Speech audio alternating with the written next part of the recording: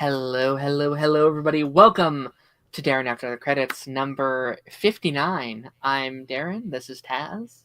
How's it Taz, going? how are you today? I am doing well. How about you? I am good. This is a Good. very exciting week. We have Yeah, now it is. entered. I look at this show in its kind of eras of the shows that we cover. Like there's normally okay, this is the start of an era, this is the end of an era. We have exited the what's the last batch of shows we just finished up? Creature Creature Commandos. Commandos and Jesus, what's the other show we covered? Creature Commandos. Penguin was in there. We Oh, had Skeleton Crew. Skeleton Crew, Creature and then I Commandos, guess Skeleton Crew. We're kind of like the era, and we're about to step into the Friendly Neighborhood Spider-Man, yeah, Invincible, and kind of like Daredevil, kind of like around that same kind of time. I yeah, think they're all yeah. kind of overlapping Daredevil's with one coming up each other. quicker than I would think.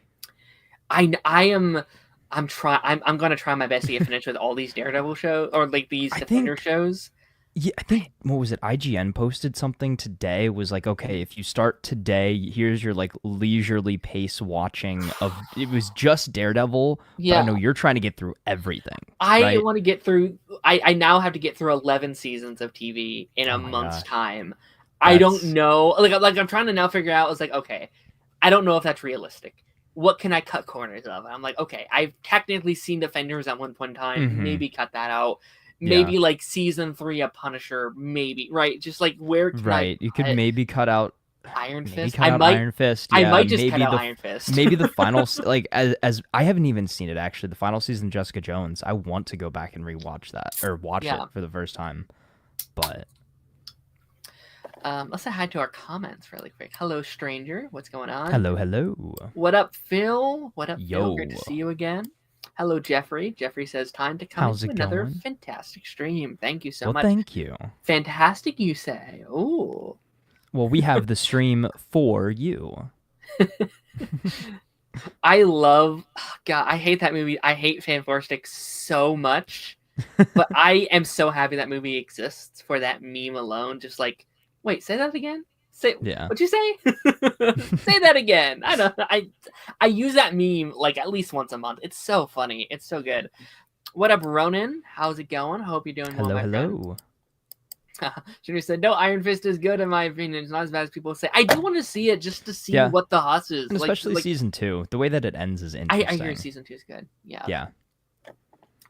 It's been an exciting day though because obviously we're not going to talk about too much here, but Fantastic Four posted their trailer today, so that was exciting. It's like I feel like I have like curated such and a bunch of them are like in the chat right now, but like I think I've curated such a fun environment of content creators in my like inner friend circle.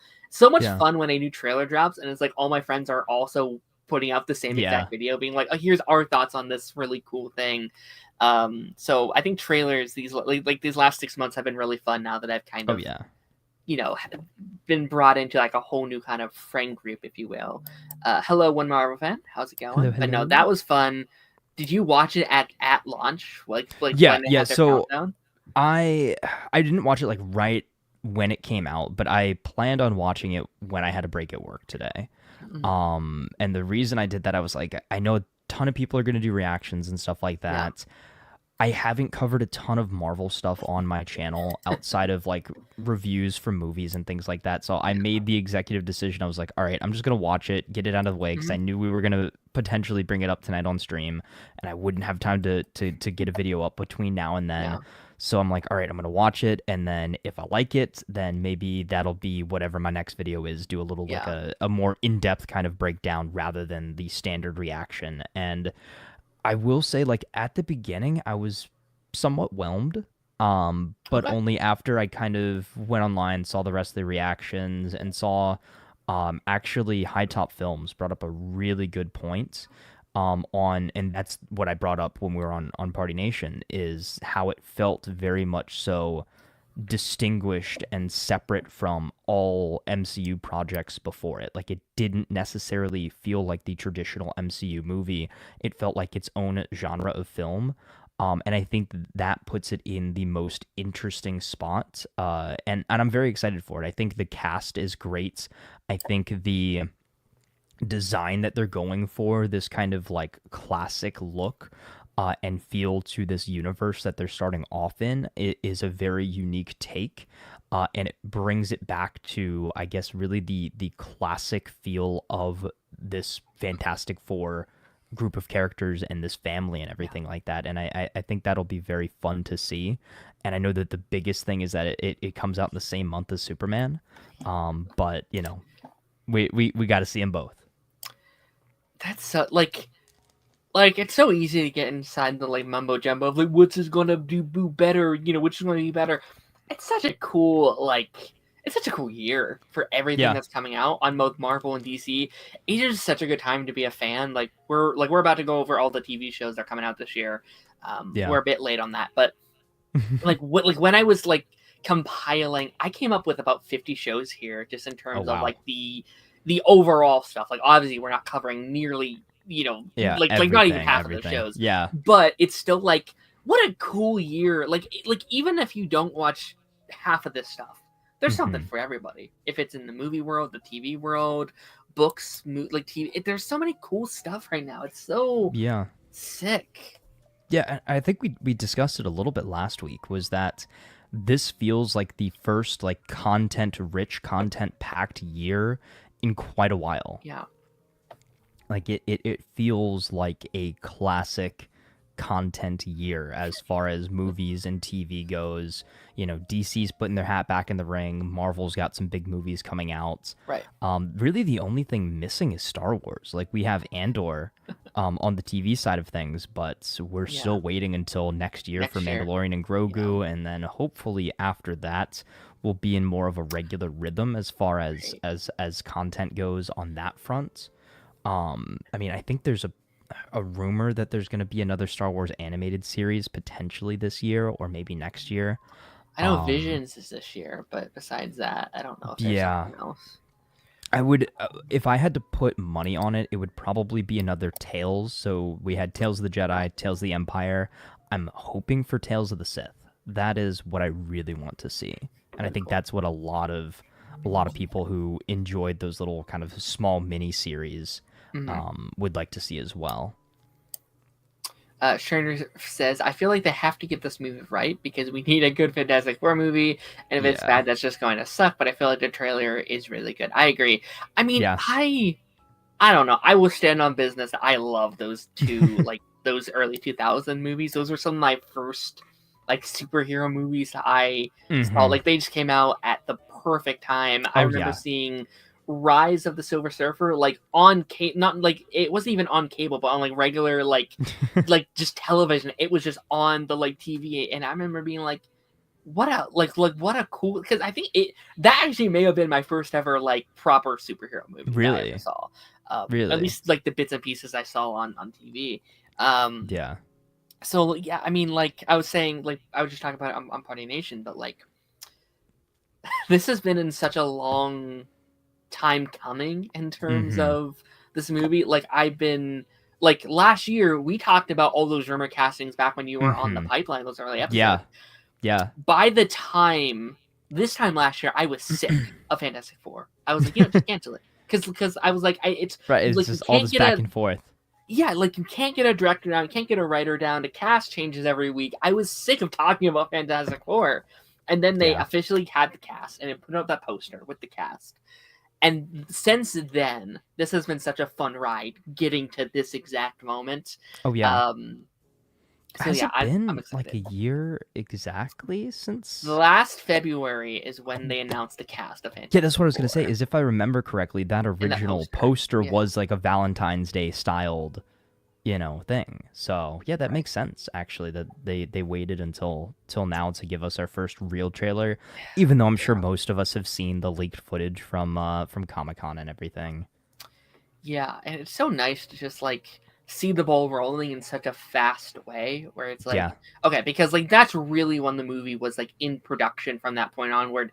Because like I mean we've taught, and we can wrap this up here soon, but like when they announced all those things, Blade, Fantastic Four, Secret Invasion, Hmm. they clearly were not ready to do this project when they Oh announced. no, no, they were just like, all right, we need to get a Fantastic Four movie out there. Yeah, Go for it. yeah, it was.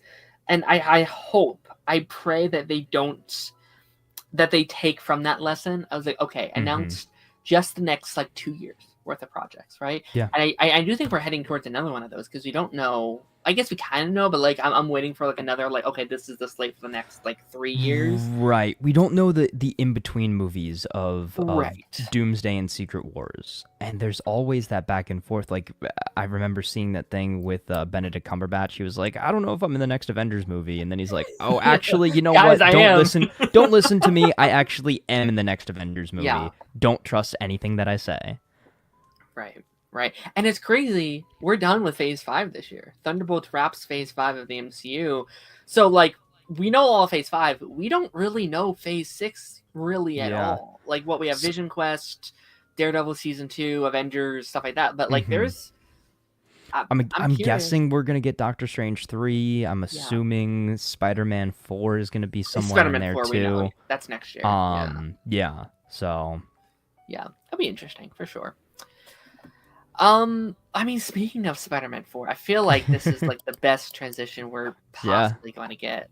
So I wanted to write notes today, just like all the character names, because there's a lot of characters in the show. There's a lot of things I wanted to write down, but we did have the first 2 episode premiere of Your Friendly Neighborhood Spider-Man. Now, Darth isn't here right now, but this has been a limelight of this show for a long time, because in our most anticipated show list of 2020, like going into 2024, I had this show on. This is one of the things I had on my list because we thought it was supposed to come out last year along with all those other shows. And it's interesting because I'm very excited to have whenever he comes back, because we were in disagreement like in our excitement. He was not excited for it. I was excited for it because at the time I liked the animation style. I liked the idea of getting a new Spider-Man show that wasn't like directly tied to the MCU. It had been a while since we had another animated Spider-Man show. I haven't seen all of them, but I love when each generation can have their own Spider-Man series. I think that's really, really cool. Like I think Ultimate was kind of like my generation technically, right? But obviously you have like Spectacular Spider-Man and like Spider-Man the Animated Series, and I haven't heard good things about like the like latest one they did, like in like the 2017 show or whatever. That one was a weird one, right? But at least this animation style actually oddly reminds me of that one the most. Sure. Let me read some. Okay, Jeffrey said praying for Blade. I think Blade's after Secret Wars. I think it has to be at this point, which makes sense. Like if that's your kind of reboot kind of point, don't introduce new characters right now until after like the reset, because you can kind of which Blade though. Oh, I think it has to be Mahershala, right? That's the new one. Mahershala Ali. Yeah, I think it has to be him. I don't want Wesley Snipes back. I don't like. I love him. Do you think he shows up in Secret Wars? Maybe he does. He 100% does. But I don't like. It's like the same thing. There's only been one Blade. There's only ever going to be one Blade. Yeah, but it's like I also don't want Hugh Jackman to be the like permanent like Wolverine going forward. Like I want it to be a new person. Like it just to me that screams lazy. Like if Robert Downey came back as like Tony permanently, I'd be like, no, that sinks. Like get someone else to play that character. Like I wouldn't want that. Stringer said, I love the show, which sucks even more that the actor said something stupid right before it dropped. Like, that was just... Okay, let's talk about that first. I'm actually really glad you brought that up. I heard you talking about this on Eric's streams and everything like that. So I'm in an interesting spot with this. I think it was nothing more than a publicity stunt. I think that whether it garnered good or bad buzz around the show, he said a buzzword that a sect of the fandom responds to, and whether he even knew what he was saying. Like, I think that it was very formulaic, and then they were trying to backtrack it because it got maybe more negative response than it should have. Yeah. However, I think overall it did nothing but help the show because you got more eyes and ears on it. I could not agree more. That interview, that article got more attention to the show than any trailer has, in the last couple weeks of it coming out. I've talked more about the show via that quote than I have about the trailer, which sucks, which speaks volumes to the current trajectory of how media, how how we attract attention via media is Mm-hmm. negativity and hatred, and how could Yeah. they have done this thing? Yeah. I think the more I think about it, I actually do think it, like, there was a thing that says, "Oh, he just misspoke," and I think that's a little bit of BS because it's like, Mm-hmm. well, how can you misspeak on something like that? But also, not to defend the dude because Yeah. I don't know the dude, but I do wonder if it was like someone who simply did not know what he was talking about, just someone Right. He that's didn't like, necessarily understand the context of what he was saying or maybe why he was saying it. yeah, I think I think he's probably someone that is offline, doesn't know the current like cultural, like what that word Oh, means. yeah. So What I kind of mean, like if you're like your parents try to use like slang, is like, "What's up, cool kids?" Like he's not using it in the right way, yeah, but I he don't. said it just to like. He's like, "Oh, I know this word." Because because like every other place I hear him talk, it sounds like he's talking about the opposite. Like he was on the Escape Pod podcast, which I don't really watch. I sometimes find him a little cringe, but I was watching a clip from him because the like days before they had him on their podcast talking about Spider-Man. I was like, oh Mm-hmm. my gosh, that's crazy. But like they were talking about like, hey, do you believe that like anyone can wear the mask? That like anyone can be Spider-Man? He's like, yeah, I 100% agree. Like I think that's so true. And I was like, huh, interesting. So you weren't afraid of it being a little woke, right? Like, Mm-hmm. and this show, and we'll talk about it, and this is a positive, Yeah. very woke. It is Yeah. actually probably one of the like the wokest projects, like out of all the projects that these people are like, oh my gosh, it's woke. This is one I was like, sure, kind of is, yeah.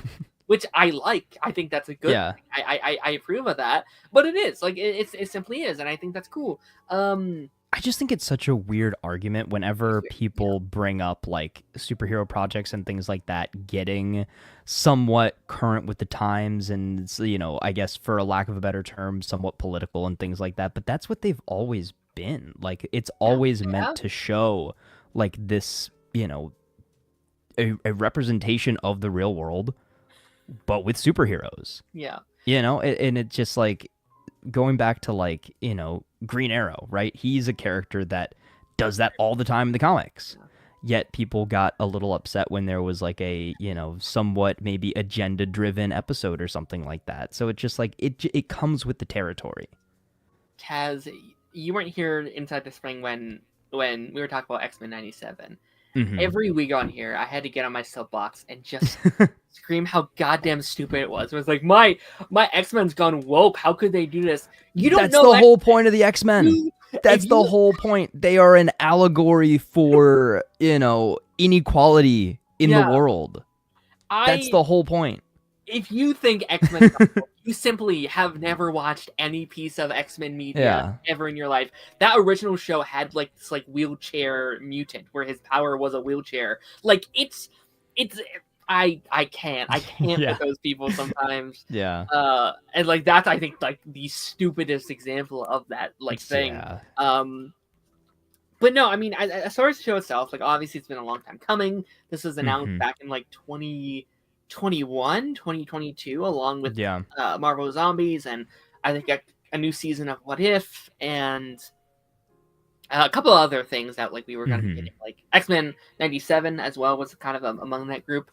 Now it was originally supposed to be set in the MCU timeline. It was supposed to be Yes. a prequel to the Mm-hmm. MCU Peter Parker, which at the time I thought was cool. It was like, okay, we're finally going to see that origin.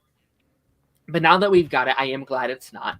This allows Yes. them much more needed freedom, because let's be real, it could have been like a one season thing, but I think besides that, where would you have gone? You're so limited by the characters you can Right. use and its villains. Like, okay, can't use Norman, can't use Doc Ock or Mm-hmm. Shocker or any of these characters Yeah. that they would ever want to futurely adapt. So, Mm-hmm. um, But I do think this is actually I told you before we got on here. I have a whole list of like small little nitpicks. Yep. I'll check this one off the box Okay.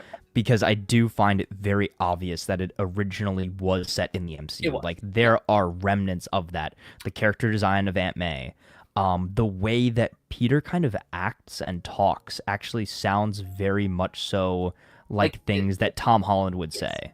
You're like, oh, it's Doctor Strange, like. And I heard him say Mr. Stark and all these kind of things, and I was Right. like, and there was the little Iron Man little thing dangling from the car window and stuff like that. Not that it's inherently a bad thing, but you can definitely see that there are remnants of what the show originally was.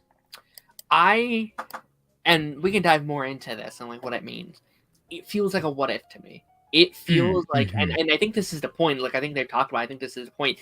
I think this was an MCU like almost identical to the MCU timeline, and then it split off. Like you can tell. It I think deviated like very crazy. honestly, it could have been like that Doctor Strange moment that we saw, where it's like it was this until Doctor Strange boosted into their world and changed the trajectory of that timeline. Right. Which I think is kind of cool, but I also need to see more of it first. Like I need, and I think that's going to be a theme with our discussion today. Is there's a lot of things I'm like, interesting. Okay, I need to see what it goes first, because at the moment I don't have an opinion on it. I could see it being really, really cool, or maybe some of your concerns are correct. Where it's like, that's the choice. Okay, we'll have to see, kind of where it goes. And like I'm very excited for our discussion through this, because we did a Spider-Man stream on your channel when Across the Spider-Verse came out, and like we ranked all the like Spider-Man movies, and our lists were completely different. Like we had kind of were a fundamental different take on Spider-Man, just like at our core, which is completely fine. And I'm very excited to see kind of where our discussions lead, having different takes on the character. Because who's your favorite Spider-Man? Just like yours is Tobey, right? It's Tobey for sure. It's Tobey Maguire for sure, as far as like live action media and stuff goes. But we were talking about this beforehand. I still think the best interpretation of Spider-Man across all media is the PlayStation Spider-Man. I think that is kind of the perfect evolution of Spider-Man, and where I would expect him to be once he is set in his career, basically.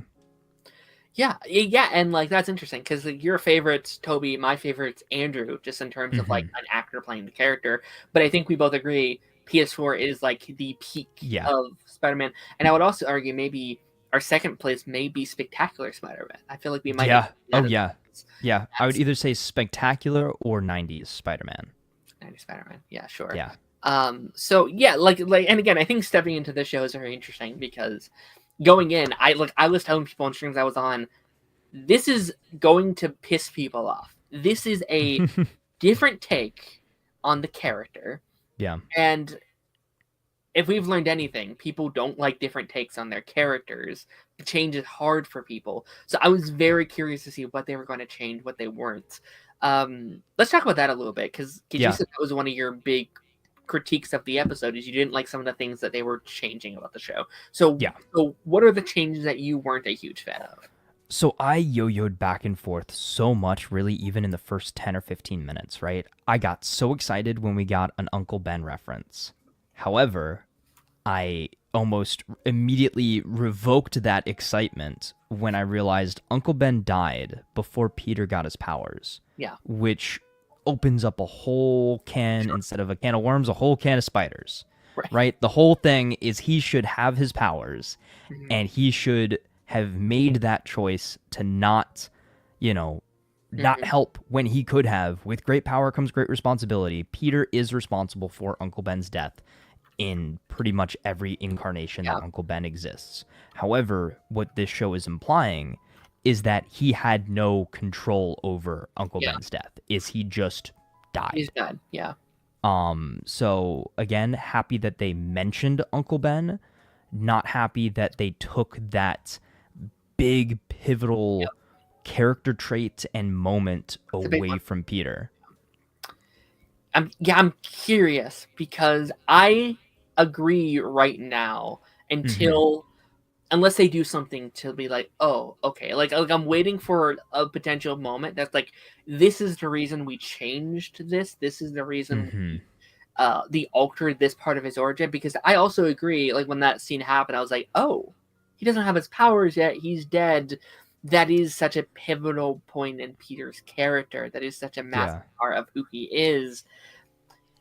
What are they going to fill that gap with? What are they going to fill that with? And I'm curious to see the dynamic between him and Norman, because I think not to jump way ahead here, but I'm curious to see, because like I've heard a lot of people like, oh my gosh, it's just the Iron Man thing all over again. He's just, oh, it's this mentor.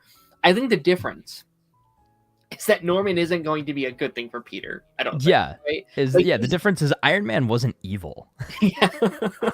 Like I think like oh my gosh, he has like a rich mentor thing, and I think that arc is going to work a lot better here because Oh yeah, I prefer it. I yeah, prefer it here. because I actually really love his homecoming arc of Hmm. oh no, like the suit doesn't make the man. I have to let go of these riches and all these new things to go back to what made me Spider-Man. That arc is Right. fantastic. I think it's incredible. But I don't like in Infinity War when he's like, "Well, I'm Time to go to space now. yeah, it's just I'm this guy again," and I get him Yeah. helping out and stuff like that. But I don't like him rejecting the technology just to simply go back to the technology instantly. And I think again, not to jump way too far ahead into this thing, I think it's going to work better with Norman because it's clearly not going to work out. Like teaming up with Norman is not going to work in either of their favors. I don't think. Trying to show that lesson for Peter. But you are right. Like I'm curious. Like so far, I just kind of feel like he has his morals just just by naturality. Like it's just it's always been there. Right. He's just a good guy. But Yeah. part of Spider-Man was like think back to the Tobey Maguire movies. Think back to Andrew Garfield. He was kind of a jerk when he got his powers. Yeah. He was like, yeah, I'm going to use my powers to get some money. And what was he trying to do? Buy a car or something like that? And then, hey, stop that guy. I missed the part where that was my problem. Yeah. Like, that's not how Spider-Man acts, and that's not how he should act. Uncle Ben dies. He realizes, oh, shoot, I messed up. I do have this great power, and with that great power comes that responsibility. So now I actually have to, pick things up and become the hero that I can be and help people so that what happened to my uncle doesn't happen to anybody else. But I feel like that's... Oh, sorry. Go ahead. Yeah, no, you're good. You're good. Go ahead. I kind of feel like that's why I don't like Tobey Spider-Man, because I kind of feel like he's always a little bit of an asshole. Like he's always like I feel like yes, you're right, that does teach him, but he always has that like smugness of like, yeah, I'm Peter Parker. I feel like Andrew Garfield kind of had that too. Like Andrew Garfield had the like I'm too cool for school mentality. I don't know. I always thought he was at least like, I don't know, a nice guy, even if he did act cooler than everybody. But you're right. Like he was always very kind of mellowed out and stuff like that. But no, I mean, how do you feel about this cast of characters? Because that was a thing I was very curious about. This, like, they had said from like day one, they didn't want this to feel like the same cast of characters in every single Spider-Man adaptation, which I personally really like. I really appreciate it. I think when you have like all of these different takes on the character, I think it's nice to be like, okay, how can we change this up? How can we, do all this? How do you feel with this kind of new cast of people kind of coming in? And I'm gonna try and pull up. It feels actually a lot like Spectacular Spider-Man in a way. Yeah. Like I love the school dynamic. I really like how it's not necessarily the classic school dynamic where it's like, oh, Peter's the nerd, he's getting picked on, that sort of thing. Like people actually kind of like him. They know, oh, hey, he's a really smart kid. Like let's be his friend, like that kind of thing. And I think that that's more realistic too to nowadays. Like I feel like, is he at like he was originally going to like a super smart school, basically, right? For a lack of a better term. Gets destroyed. That's really, I guess that'll bring it to my other nitpick is the whole Doctor Strange of it all. Okay. The fact that they Spider-Versed his origin, that the spider that bit Peter comes from another dimension because that's interesting. A Doctor Strange was chasing some symbiote creature through a portal. Spider winds up on Peter and bites him. Again, spider from another dimension, not, going to Oscorp and, the spider jumps on him or anything like that. Like, I think that is, again, another odd choice, a choice that I don't love. And the fact that something that you brought up was the friendly neighborhood Spider-Man aspect of things. He already almost doesn't necessarily have a chance to just be the friendly neighborhood Spider-Man of his neighborhood. He is already kind of in this multiversal cosmic storyline just because that's where his powers come from. Same as Miles in Spider-Verse. Like he never got that opportunity at first and he was thrown into a larger story. Like I think we're backtracking from that, but I can tell that that's where they're leading us. And I think that this is definitely going to be a multi-season story and everything like that. Sure. But that symbiote is going to come back. Like Right. I think we're leading to that eventually by the end of the season, which is, again, an interesting choice to do right off the bat. I would feel like Right. that would almost be a better cliffhanger for the end of the first season or the second season rather than that's why he got his powers. I honestly don't think we're diving into the multiverse stuff this season. Like I know we're getting Strange again this season, so we're definitely, I think, going to come back in like context with him a little bit. But Get a little closure on it. I don't think we're diving to, okay, where did that spider go? Where did it come from? Because that, again, that is a very Spider-Verse-esque thing, where it's like, okay, actually kind of the exact same thing as Miles, where it's like, oh, it is. like my spider thing, he was supposed to go to him, but it went to him. But what's also interesting about that is it didn't die, right? It bite him and he hit him and it died, right?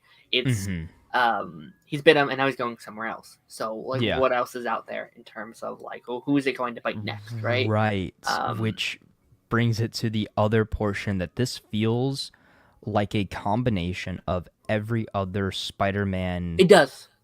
Project that has come before. It is part Spider-Verse, part MCU, part Spectacular Spider-Man, part Ultimate Spider-Man, part comic Spider-Man, part 60s Spider-Man, a little bit of 90s it is literally it is an amalgam of every other incarnation of the character that has come before, for better or for worse. And at this point I do like a lot of those homages, but I do think that there's some clashing. It's almost like they don't necessarily know. It doesn't have a unique identity. Like, I can draw comparisons from all of the things that are happening to what has come before. Sure. I wonder if that will change for you the more we get this version of the character. I hope so. Yeah, and you know, like in this show's defense too, it's like they are technically the same character, and I do feel like it's probably hard at some point to like, okay, how can we make this completely fresh, completely on its own? I actually think the movies have done an excellent job of doing that, where each one does feel like their own separate character. But you know, I would imagine that because again, we have a 3-season order of the show, so we got season 2 coming and season 3 coming. So how many episodes is it? 8 or 10? I can't remember. 10 episodes. 10 season. Episodes. Okay. So we at least have 30 episodes of the show. Yeah. And are they dropping? They're dropping 2 a week. It was 2 this week, 3 next week, 3 the following week, and then 2 the final week. Oh wow. Okay. It's a weird.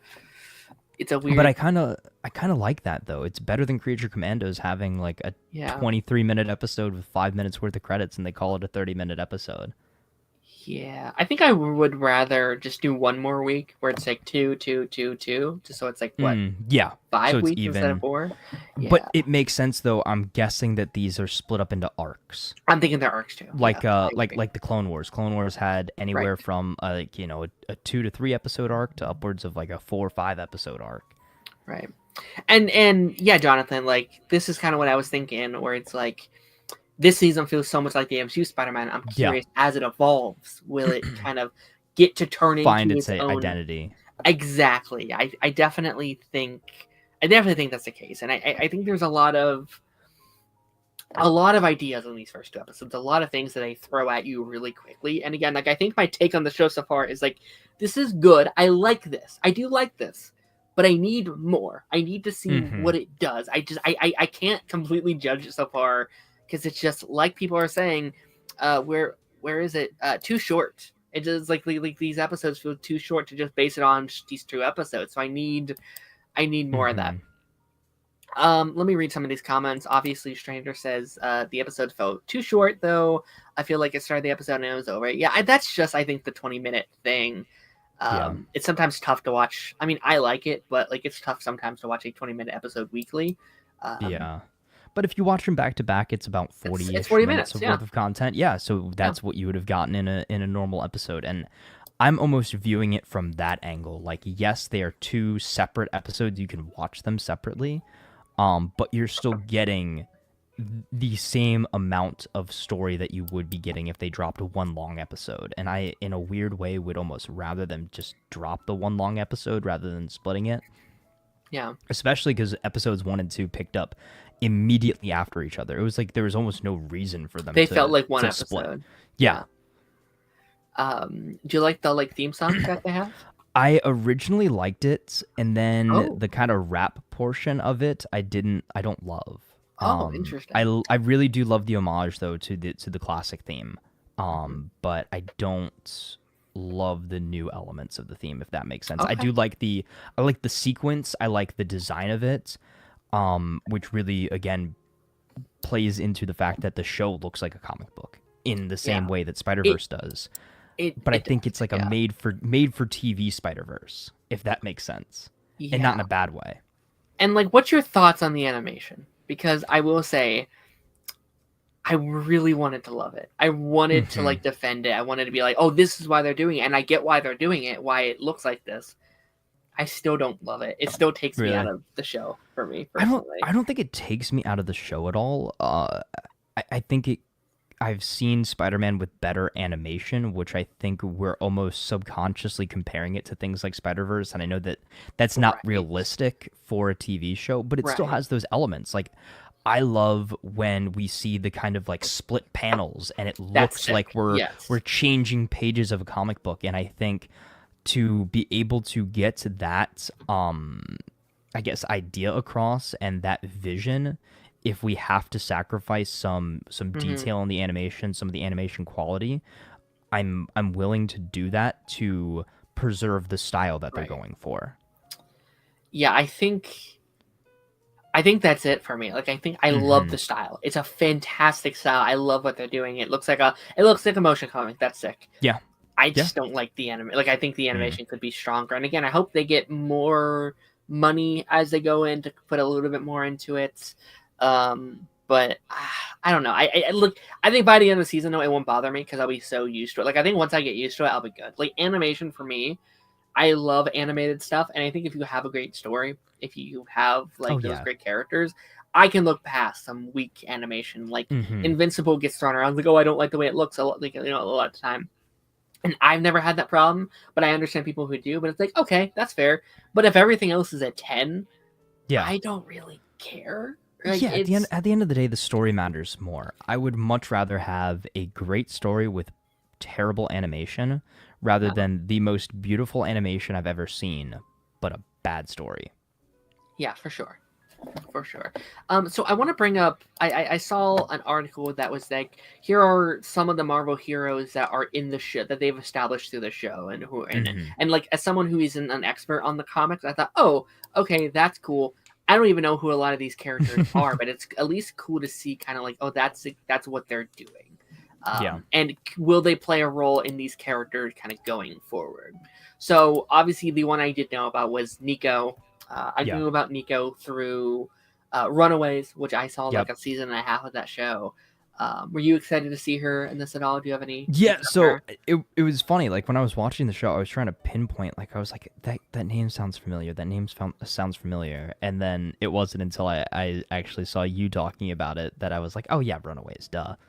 Yeah. But I think that's a cool character to put in here. I don't know where else we would really see her in the main timeline. So I think that's a fun character to throw in.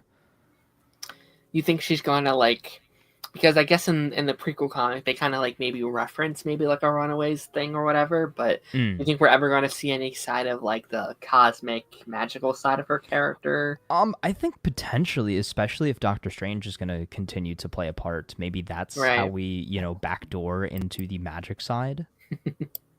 Sure. Yeah, no, and I hope it I don't know, I hope it does well enough where people are hey, bring her to the MCU and we bring back the actress from Runaways. Oh yeah, that'd be fun. That'd be cool. Did you hear who they were thinking about bringing in?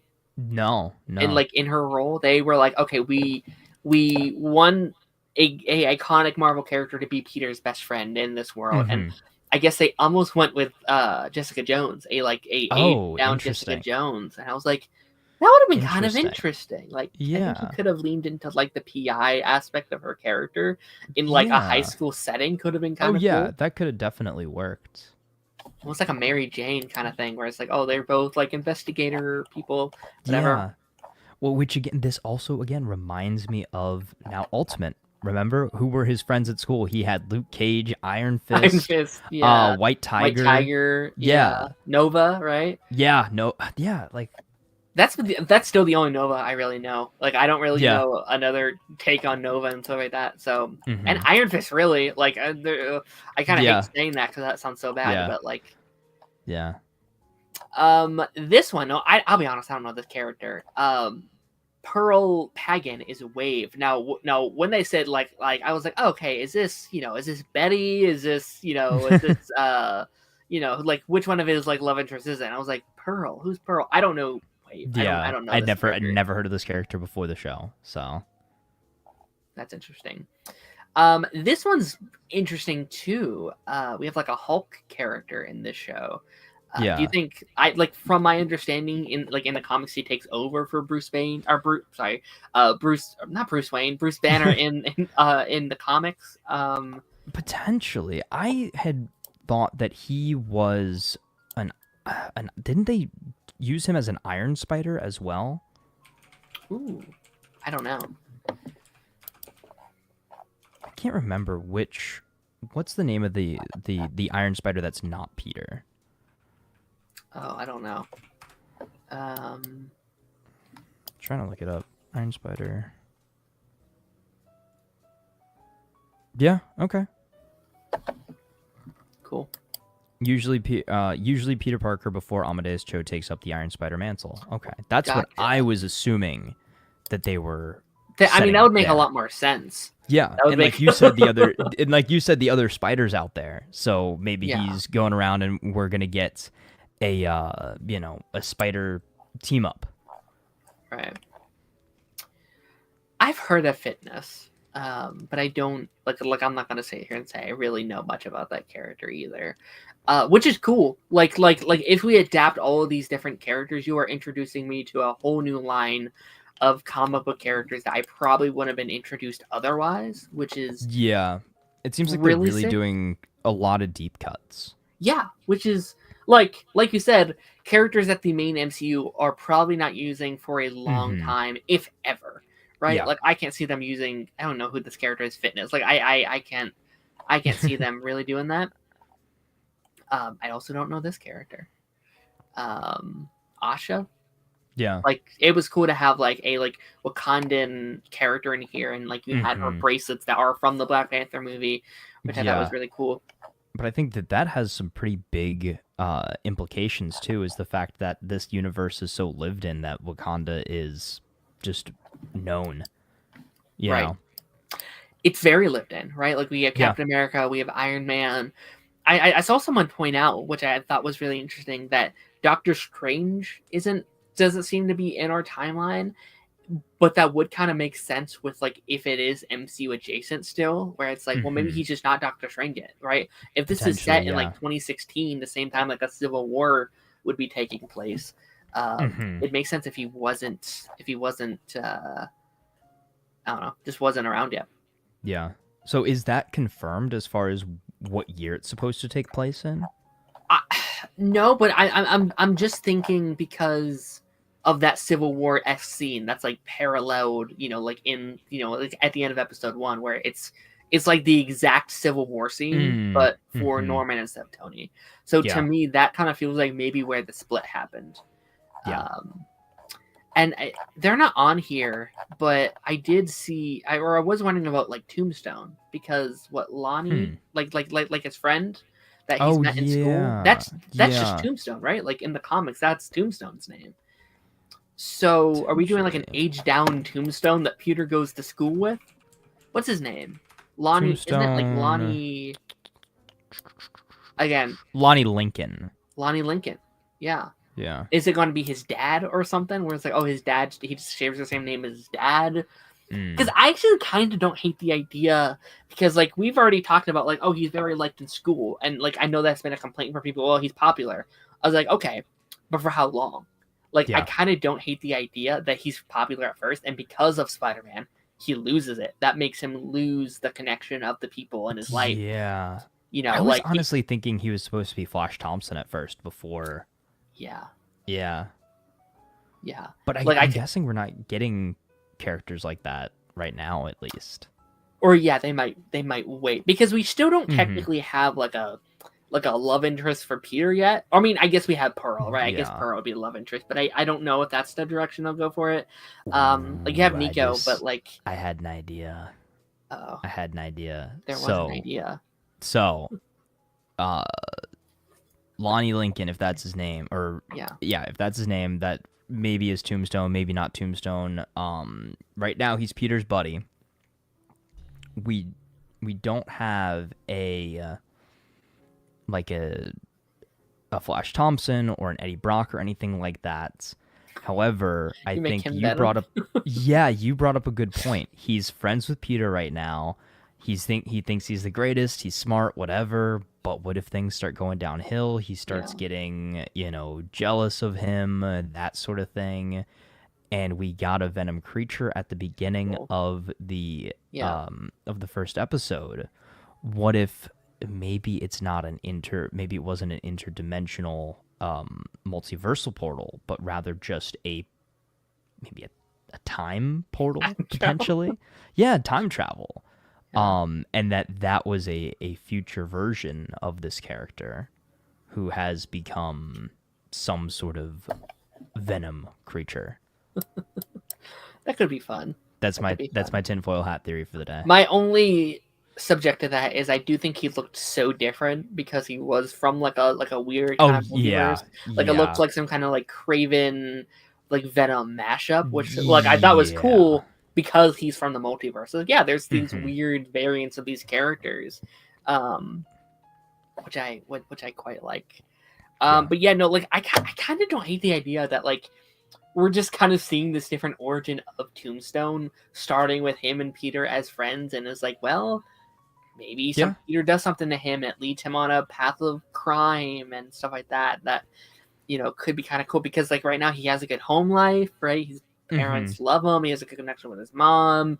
Yeah, he's good at good at football and good at sports. But what if Peter does something to mess some of that up? Maybe or maybe Spider-Man, maybe well, it was interesting too because the scene where they were both walking on the street, right? And they were like, "Hey, like what you doing after school?" That kind of thing. And they were both like, "Yeah, we're busy, whatever."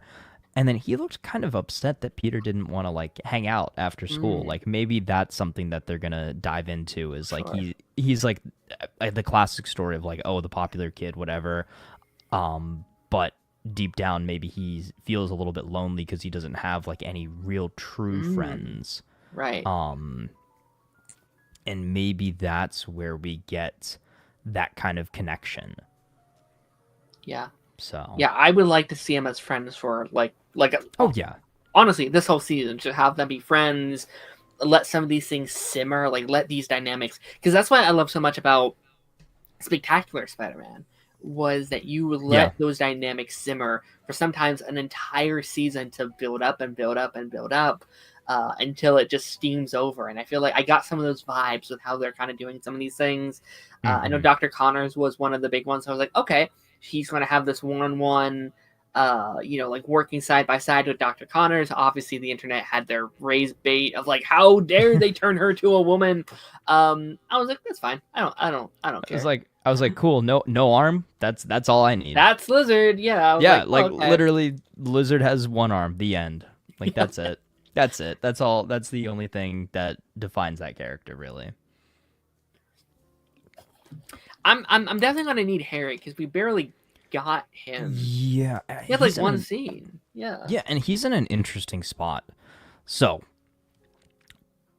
do you think they go the route of Spectacular, where Harry's the Goblin for a bit, Norman's the Goblin for a bit? Or maybe we get a Green Goblin and Hobgoblin situation. Are Peter and Harry even going to be friends in this timeline? Because it doesn't seem like they... It's weird, right? So when Peter interacted with him, he interacted with him almost like he was pretending like he didn't know him. Yeah. However, obviously, when Peter interacted with Norman, that was the first time he had met him. And if he was friends with Harry, then he would have known who Norman was. I'm wondering if they become friends via him having to work with Norman this season. Yeah. Like Peter comes by the like institution or whatever, and he's Mm-hmm. like maybe at his house doing stuff with Norman or whatever. I think that could be cool. And again, I think Norman is the bit that I'm most excited about the show by far. Like that's 100%. I think Colin Domingo, I think is his actor's name. Fantastic actor. I just watched Sing Sing a couple weeks back. Should have been up for Best Picture. He is phenomenal. He is an incredible actor to the point where I love the character design too. He looks cool. Yeah, I'm at my point. Like, put him in the MCU. Just like make him your main Norman. Like, I would be completely okay with that. So yeah, it's that dynamic of like, how is Peter going to kind of guide that line of like, this is what Spider-Man means to me, but also adding that influence to Norman. I think at first it's gonna be like, okay, this is super cool. I think very similar to like a Venom situation where slowly he's like, maybe this isn't the best interest of our city, our neighborhood. And I think like I think he will be the main villain of the season. I think by the end we're going to see that clash. And then I think this will lead to Norman being like, oh, okay. Like he's not going to do the things I want him to do. I'm going to put a suit on myself. I'm going to try this hero thing out, or what he dubs to be a hero thing out. Maybe how crazy would this be if he's like, okay, I can't be a superhero. Maybe my son can be a superhero. Here's some serum, son. Take this serum. Yeah. You're a superhero now. Like, what if he creates Harry to be like Green Goblin? I think inadvertently that's what's going to happen. I think Harry is going to look at it from the outside, see his father very similarly to what we've seen in the past. His father take interest in Peter, kind of treat him better than he even treats his own son. Doing all of these things for him to help him become the best Spider-Man he possibly can, giving him the suit and all of that. And Harry gets jealous, and then that's where we get Green Goblin from. Yeah. I think that's another possibility. Cool. That also just reminded me of my other big nitpick, the last nitpick of the episodes. Peter Parker is super smart. Yep. He made his own web fluid. He made a homemade suit and everything like that. He goes to this highly advanced school, yet he is too dumb to realize that there are cameras in the stairwell of a highly secure building, that being Oscorp. Not a big deal, because we had to get to the point where Norman knew who Spider-Man was, but I think that's kind of silly. I've heard that criticism going around as well. Yeah, and I guess this and again, this shouldn't be like an excuse, because it is on the writing, but also I can imagine he was very excited. He was in a rush. He needed to put out this fire and then also get back in time for to get back to his classes and also the party later that night and all these things. I can kind of write it off as like he wasn't thinking. Like he had a moment, he was just kind of doing whatever, but it's fair. And also I could throw, he's still kind of newer at doing this whole hero thing. Maybe he's not used to there being cameras around. Like, it's a small town neighborhood, it seems. There's not a lot of security cameras just kind of like laying around and stuff like that. So I can maybe put that on him. I will say, prior to us kind of moving on here, I think the scene everyone's talking about, and I agree, is the best scene of the episode, is that scene with him in front of the store owner when he brings him the mugger and be like, listen, this is the person that mugged you. Here's your money, but maybe give them a second chance. Like, they're just low on income. They needed to feed their family. Is there any way we can let them off with a warning? And to me, that was so Spider-Man. Like, that might have been the most Spider-Man thing he did. Yeah. And I think you talked about like each Spider-Man kind of leaning into their own. That is the kind of stuff I want to see more of. Yes. Like that was or him putting the fish back in the fish tank too. Yes. After I think that was great as well. I think that's the best part of the show is when and I'm glad they changed the name from freshman year to, your friendly neighborhood Spider-Man, because that's the stuff they're leaning into. I really like. I think why I enjoyed the show so much, because it was to me such a fresher breath air comparatively to what the MCU is currently doing. Love the MCU. Very high stakes, very end of the world. And that's my Hulks, biggest problem. Fantastic Fours. It's nice to have like a man who is just saving the day. Just is like, well, here's a fish. Just a man who can stick to walls and and again, I love the MCU Spider-Man. I think it's fantastic. They're all world-ending, like end of the world things. Yeah, which is I want, Spider-Man 4 to like be more small scale. It doesn't seem like it's going to be anymore. But it's nice to have this. I was like, yeah, this is nice. Yeah, and it proves that he does that. This is a Peter Parker with a heart of gold. Like he needs to be like that. Yes. I'm curious. Like, you've gave a lot of criticisms and I've gave a couple, but like I do think that they can clean a lot of this up. Like I do think it could be. I am overall optimistic. Yeah, I'm kind of waiting for like a No Way Home, where it's like all these things that you thought you hated are kind of getting fixed up by the end and being like, this is why we were doing these things. It was kind of our intention at the start to do these things, kind of thing. So I'm kind of waiting for some of that. And again, with 3 seasons, that excites me because there's so much potential for these storylines. That's going to be at least 30 episodes of this show, which is that already more than Spectacular Spider-Man got with its 2 seasons? No, I don't. How many did they? Because they had 13 each, right?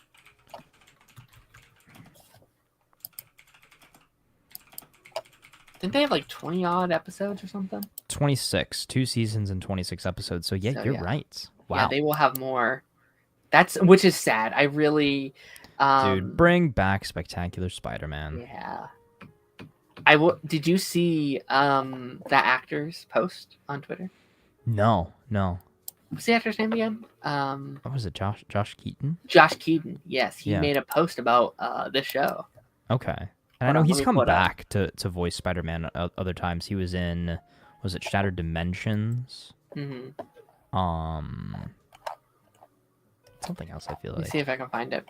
I mean, obviously he was in Across the Spider-Verse, but yes. Okay, let me pull up this tweet really quickly, and then we'll move on to our next thing. Unless you have any kind of final thoughts on the show. No, I just think final thoughts. I just want to make it clear that I don't hate the show at all. Like I actually really enjoyed it. I'm very much so looking forward to the next few episodes. I'm very, I don't want to say protective, but very particular, I guess is the best way to put it, when it comes to Spider-Man and what I like and what I don't like about the character, just because he means so much to me. And in the same way that you're talking about the old Fantastic Four movies being kind of like your entry into superhero stuff, it was the Fantastic Four movies, X-Men, but most importantly, Spider-Man. Sure. And I think that I have this specific particular idea of what Spider-Man's backstory is, how he acts, and why he is the way that he is. And when they deviate from it, it takes me some time to, learn to love it. Like, I really liked Spider-Man Homecoming when it came out. I still do, but I didn't love where they took the story post-Homecoming. I wish that they would have stuck a little closer to that. And if we can kind of replicate what we've gotten in past Spider-Man incarnations, but still make it feel like its own thing, I'm going to be happy. Right. And does it help at all? Because like I do think the Spider-Verse movies have kind of affected how I think about all these different adaptations, where it's like, well, in canon, they all exist within each other within the giant multiverse. And I think I think scenarios kind of like this works better for me sometimes, where it's like, well, this is just this Earth Spider-Man. Like 100%. There is the version of the character that you love, just like right across the corner, where you can have like a spider, monster truck, or like a spider pig, or like a that's true. Like all these like weird versions that are different than the one you kind of know. Yeah, that's a really great way of looking at it. I love that. Yeah, and then Josh Keaton posted this like sometime earlier in the week. He's just somewhere doing stuff. Do you think? Cool. Do you think he has a role in here? I would love that. Cool. It just voice some random character. It had crossed my mind where it's like, what if he's Uncle Ben? Like what if there's a Backlash Oh, episode? He's Uncle Ben. That'd be kind of that'd sick. be really cool. That would be really fun, actually. I like that. I'm gonna stick with that. That'd be really. I think that's the best role they could give him. Can you make his voice sound like old enough though to? Yeah. Because like everyone was like, oh, like they're gonna recast Josh Keaton with this new kid. For one, I wouldn't like that because it's not Spectacular Spider-Man, right? Like I don't think that feels. That just feels kind of weird. Like if you're gonna bring him back as Spider-Man, bring back his Spider-Man. I don't want I don't want them just like Kevin Conroy it and be like, oh, he's all the Spider-Mans or whatever. Yeah. But yeah.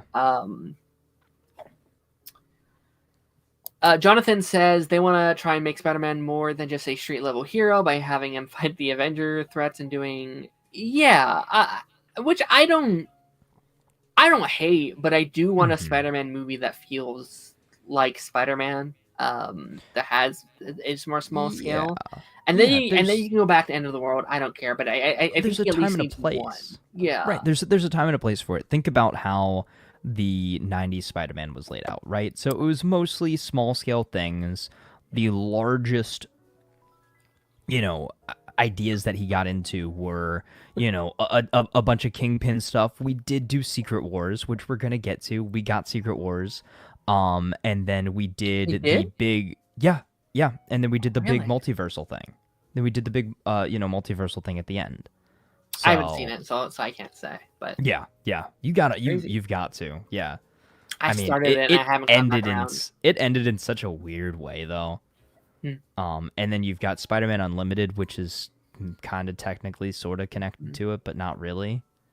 If you like that 90s show, I might recommend X-Men 97. There may be something in there for you, for those Spider-Man fans. Yes. I don't know if you saw those things that were going around when that show came out, but I think I did. Yeah. I did. I watched the X-Men 97, not the new X-Men 97, but the classic X-Men 97. Yeah. Not when it was coming out, of course. But and like and when that season came out last year, everyone was like, okay, now it's time for what Spider-Man 98 to come out. Yeah. And my only thing against that was like, okay, fine, but like I don't want your love for that show to come against this new show just on the basis of it's not the Spider-Man I love, right?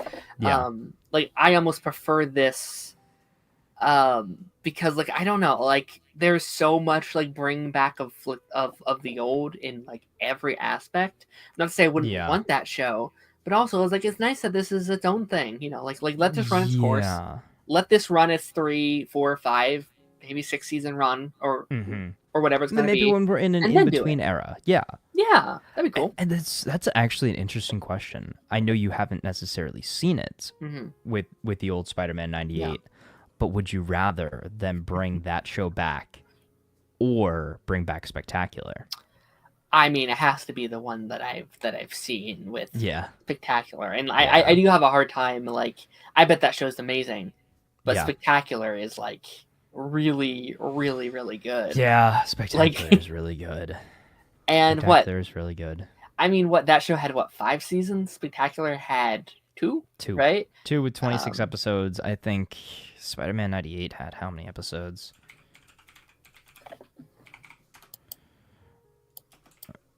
Episodes 60, 65? Really? Yeah. I feel like a lot more than that. From November 1994 to January 1998.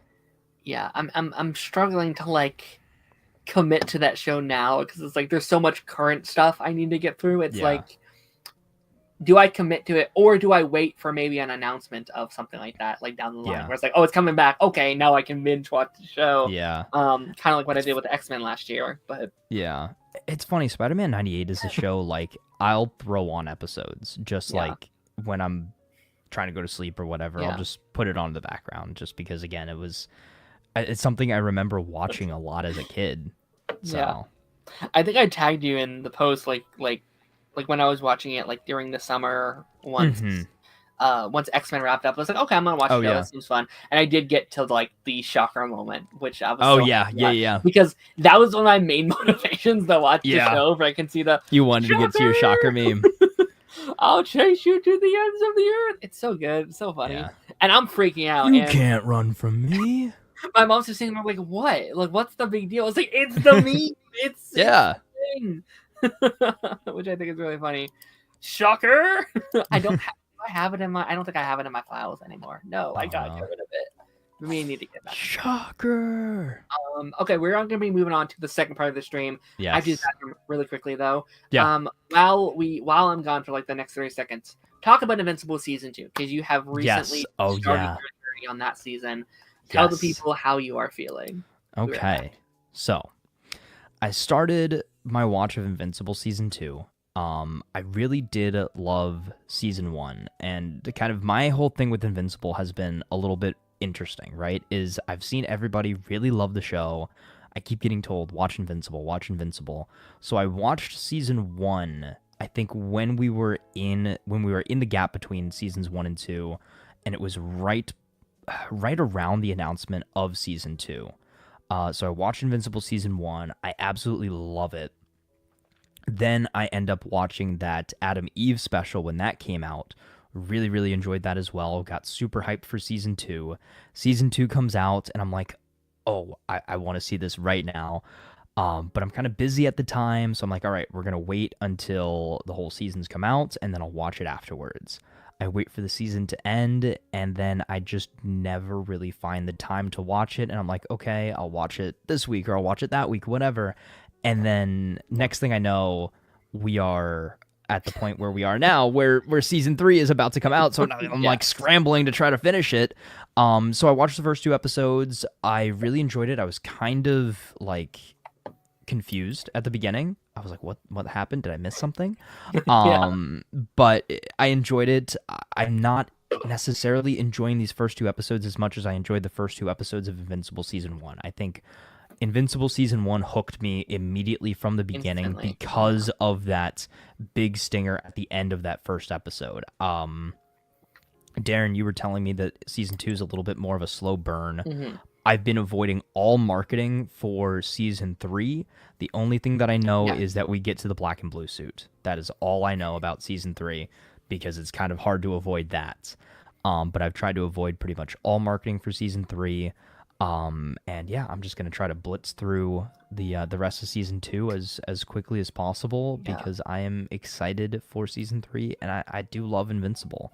And something funny that I thought about while I was watching it too was that clip where Mark is talking to, what is it, like the comic book artist or something, and he was talking about how animation is done, right? Yes. And they were explaining like, oh, sometimes we use wide shots, or sometimes we put the camera behind the character's head so we don't actually see them talking. And I can't remember if it was episode 1 or episode 2 of season 2, but when Mark was like hugging his mom or something, they were talking and you could like, and their mouths were covered up while they were hugging. So I was like, oh, they did the thing. So yeah. But no, it's been fun. It's been fun. Yeah, I remember really feeling like I remember being like, oh, this is really, really good. Not really saying it much, but like, okay, this is definitely a slower start than we're used to. But I was like, let's see where it goes. And I'm glad I kind of wasn't really talking about that much because I was like, okay, I like what I was saying was exactly right. We're building off of the massively high events of the first season. Yeah, we needed the like, okay, relax, calm down. Let's recollect as a group. A lot of stuff did happen. Yeah, and I think, like in some ways, I almost like season 2 more. Wow. Because I think I still like season 1 more because it has the highest highs. Like it has the highest highs, but the character moments in this season I think are better than season 1. Like it's very. I'm not going to spoil nothing, but if season 1 is about who is Mark, like Mark is designing himself off of his father, who is invincible, or who is Omni-Man. His whole personality is okay. Who is invincible? Season 2 is who is Mark Grayson, right? Who am I without the influence of my father? Who am I with now all this trauma that I've endured through the first season? And I think that stuff is really special. I think the character moments are really special. I'm excited to talk to you about it, especially with this new season, because me and Darth were here last year at like an hour just talking about these individual character moments and what they mean to like the real world, and Mm. like compare, like we were comparing it to like Superman and Lois and like some of Oh the wow. character stuff they were doing. So it's like, oh man, like it's so like that's a show we can just talk about for so Yeah. long. So I'm so, because we've never really talked about Invincible. Like No, you no, outside binged of it just out of yeah, me, just yeah. yeah. So So I'm I've been excited. I've been behind the whole time because it's like I don't know. I want to watch it. The only thing that I watched immediately when it came out was the Adam Eve special, Adam Eve, which was fun. and that's Yeah. it. Yeah. I think that was your last episode before you had left the Really? first time on the pipeline. I'm Yeah. pretty sure it was either that episode or the week following. Okay. Because you had just finished Invincible and then you Mm-hmm. started The Boys. And Oh then yeah, you got you're called right. away. And then I Yeah. got yeah. Oh god. Uh, I gotta go back and finish that. So I think I maybe watched 4 episodes. I think I okay. maybe watched like 4 episodes.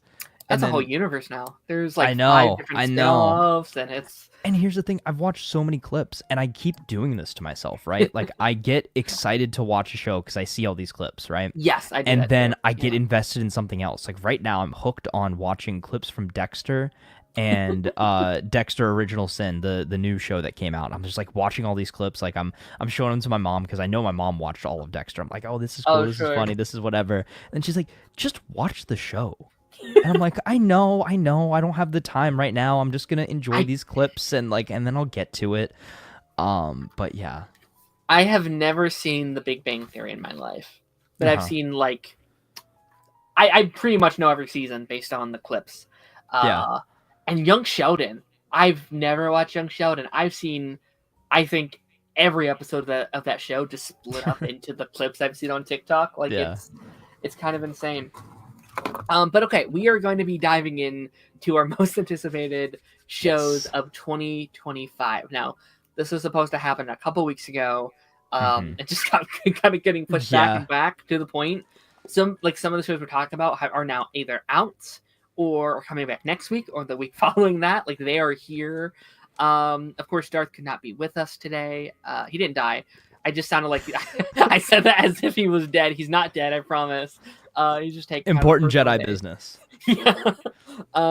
But no, I mean this. Like, I wanted to do this because I did want to see where both you and Darth are at in terms Yeah. of what we are excited for. This is going to be kind of a judge, and I'll probably ask him like individually. Okay, which of these shows are you excited for? Which ones are you not?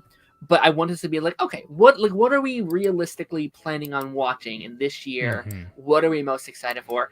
I put together like 50 odd shows together Oh here. gosh. And again, just because we're watching this or just because we're talking about it here does not mean we're covering it. Just Mhm. because we're talking like it could go an S, and that doesn't necessarily confirm we're going to cover it in this upcoming Mhm. year. Like that just kind of gives me no, he's alive. He's I alive saw and well. Our new headcanon is Darth has died. Oh no. Every appearance from him going forward is a ghost that just haunts our streams. So I will do my best to also kind of input some of what shows I know Darth also really loves and he would probably be excited Mhm. for as well. So we're going to just hop into this list because I love this. He's gonna appear as a Force ghost. Yeah, Next week. absolutely. Just Force Ghost Darth going forward. Okay, so we're just going to jump into this because we do have a lot of Yes. shows to cover today. Starting with Ironheart. Is that the next live, or I guess outside of Daredevil, the next Mhm. live action MCU show, or I guess the show that feels the most like MCU adjacent at this point? We've been waiting for this show for a long time too. Are you excited for Ironheart? Not really. Like in Ooh. in the nicest way possible. Okay. Not really. I actually, this will expose me a little bit. She was introduced in Black Panther 2. Yeah. Right. Have you I seen never that saw that. movie? I never saw that movie. Yes. I never saw the movie. Many reasons. One of which is just I didn't necessarily want to see a Black Panther movie without Chadwick Boseman. And so like I kind of just made the executive decision. I was like, all right, Okay. I'm just not gonna watch it. Which is I know is a weird take.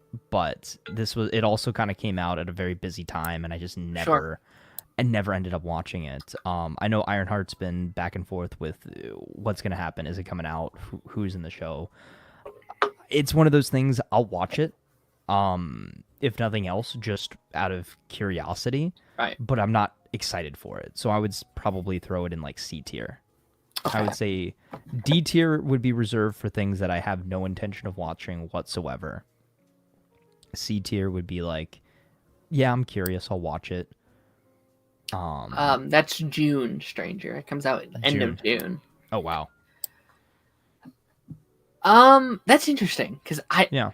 actually like Wakanda Forever more than Black Panther 1, which Oh is wow. might be a hot take. I think it's in my top 10 MCU movies. I adore that movie. But you have to bring your like tissues because it wrecks you. It's an Yeah. emotional wreck, that movie. Yeah, I didn't think I was ready for that either. I still don't think I'm ready for that. Oh my gosh, it's a journey. I liked Riri Williams enough in that show or in that movie. I don't know if it does like a fantastic job at introducing you to her. It's just kind of very bare basics. Yeah, she's here. It's whatever. I've been very excited to see her journey, like that little TV spot we saw of it in what like in the fall. I was like, oh, that footage looks incredible. I love the idea. I think the Hood, I think is his name. I love this Mm. idea of a story about science versus magic. That sounds really exciting.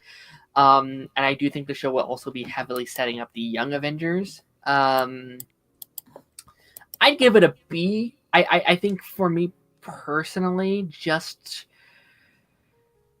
I think just because like I don't think I can go higher than a B because again they didn't give Yeah. me enough in that movie. We don't have a trailer yet, and I think that will very heavily rank shows we have trailers for and shows we don't have trailers for in this list.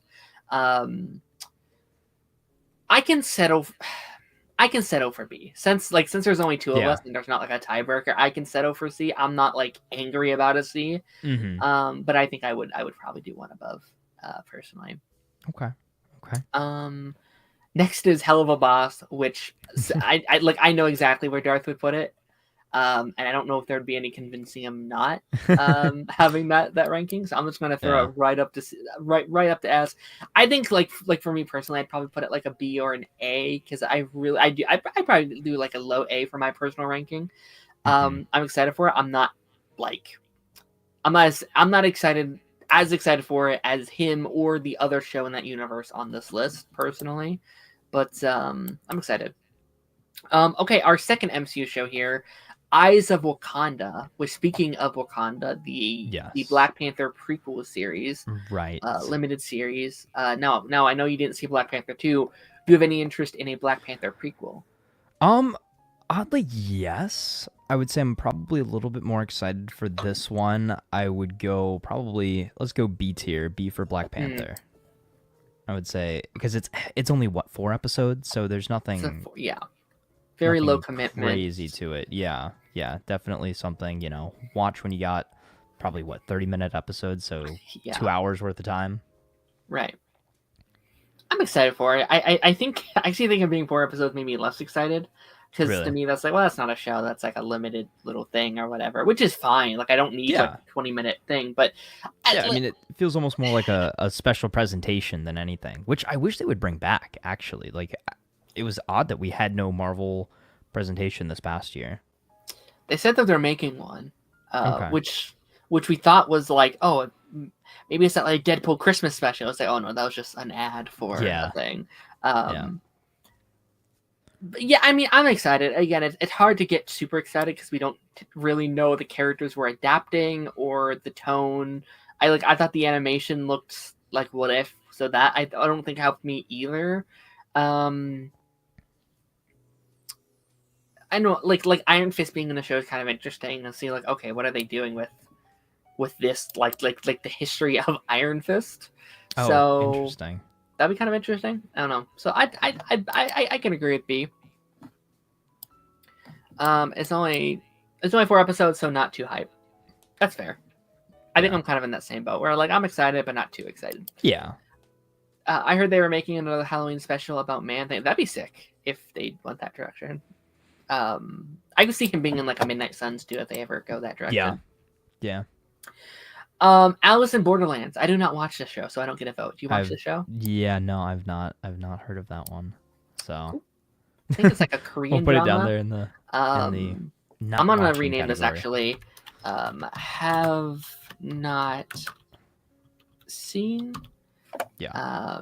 Let's just say like S would be super excited, anticipated, barely excited. Is that what we do? And then couldn't care less. That doesn't seem right. Yeah, I mean, it seems kind of right, but then it seemed a little harsh at the end. Yeah, it's just like I'm trying to like. I think C is like it's like cool. I'll watch it. B, kind of hyped. A, hyped. S, in my seat. Yeah, the moment that it drops. I will be watching this no matter what. Yeah. Yeah. I watched it similar to Squid Game's pretty good. Yeah. I also haven't seen Squid Game, which I have not either. Yeah. The most I heard about Squid Game was against my will when there was a Squid Game event in Call of Duty. That was it. Yeah. Andor. Now you don't like Andor. That's kind of like your hot take, right? I didn't love it. However, I'm gonna interestingly enough put it in B tier just because it's the only Star Wars series that I know of this year. Yeah. And I need my fix. I need my fix of Star Wars. So even though I didn't love the first season, I've heard some good, interesting things about the second season. I am excited. I haven't finished Andor yet, but it wasn't because I disliked it. It was just because, like, again, I'm very casual Star Wars, and it was like, well, I wasn't really talking about it at the time, so it's like it just kind of like slipped by me. But like I thought what I saw was like some of the better like made Star Wars, if you will. Not necessarily I will say favorite. Production wise, it was made very well. Yes, I think it's phenomenal, and I'm really excited because I don't know if this is a hot take. I know I don't like Rogue One very much either. Like Rogue One, really. I just like at the time, and again, I was binging all the movies all at once, so maybe I was just in a weird headspace or something. I thought it was extremely boring. Like I didn't enjoy it at the time.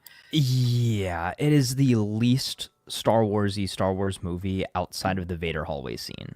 Yeah, and so like I'm honestly, and this goes for both Star Wars shows we have on this list.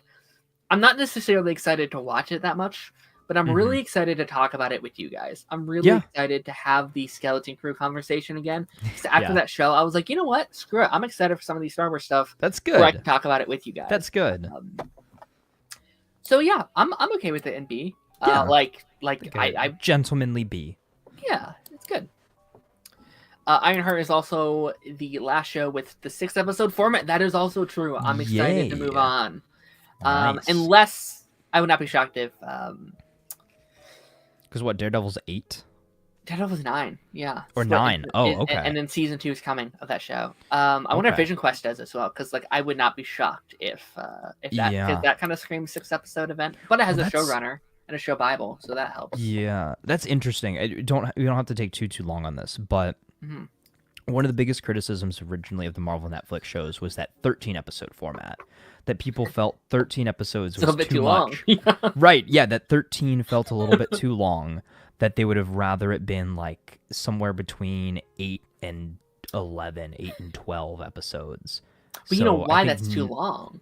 Is because they dropped it all at once. If it was weekly, they dropped it all at once, but also all the episodes were like an hour long. So you would still have that. You'd have that 1 or 2 episodes a season where the main character's knocked out. And I think that was the issue. Like if you did that every week, you would have no problem. I think 13 works very, very well. I mean, you can even go down like I think like 10 to 15 is like the perfect sweet spot for me. Where it's like I would say 8 to 16. Sure. And I'm curious, and we'll talk about this later, but I'm wondering those runtimes for Daredevil because I think 9 is it's a good spot, right? Yeah. Agatha also had that, but like Agatha was like 30-minute episodes. So I think if you could do that, but like make them 45, 50-minute episodes, perfect sweet spot, I think. Yeah, 100%. Okay. Alien Earth, the new Alien series for Hulu. Have not seen it, did not know it existed until just this moment. Gotcha. I've this summer I watched Alien 1, Alien 2, and prep for Romulus. Still have not seen Romulus. Okay. But I really liked the first two Alien movies. I was like, this is a franchise I can get into. It's just another scenario of like life getting in the way, other things getting like prioritized. So I think I'm gonna try and binge these movies again before the show comes out, just for funsies. Even if it's just kind of on my own, just kind of a thing. So this should just be me. I mean, I'll throw it in like a B. Yeah, I'll throw it in a B. I think that could be fun in a TV format. Nice. I didn't watch Chucky, but like probably in a similar vein to Chucky, where like you can kind of develop that, that weekly format with the scarier kind of villain. Jonathan said, an alien show on Earth is intriguing, exciting to see where they go. Jonathan, do we know when in the timeline it takes place? Because again, I'm very fresh in this world. I've only seen the first two. So like when exactly is it in terms of the timeline? That'd be interesting. Witcher's Sirens of the Deep. I didn't know this was a thing. Yeah. So that is, I think it's an animated movie. It is not a series. Yeah. Oh, is it a movie? I thought it was a movie. Let me see. I mean, you can talk about it if you want, but we won't rank it if it's a movie then. Witcher, Sirens of the Deep. Is it a movie? Drama. Yeah, film. It's film a set in the Witcher okay. universe. Yeah. I mean, you can talk about it. We'll just kind of throw it at the bottom then, since it's a movie. Yeah, dude, I love The Witcher. I've very sparingly played the games just because I've had some issues with getting them to run on my PC.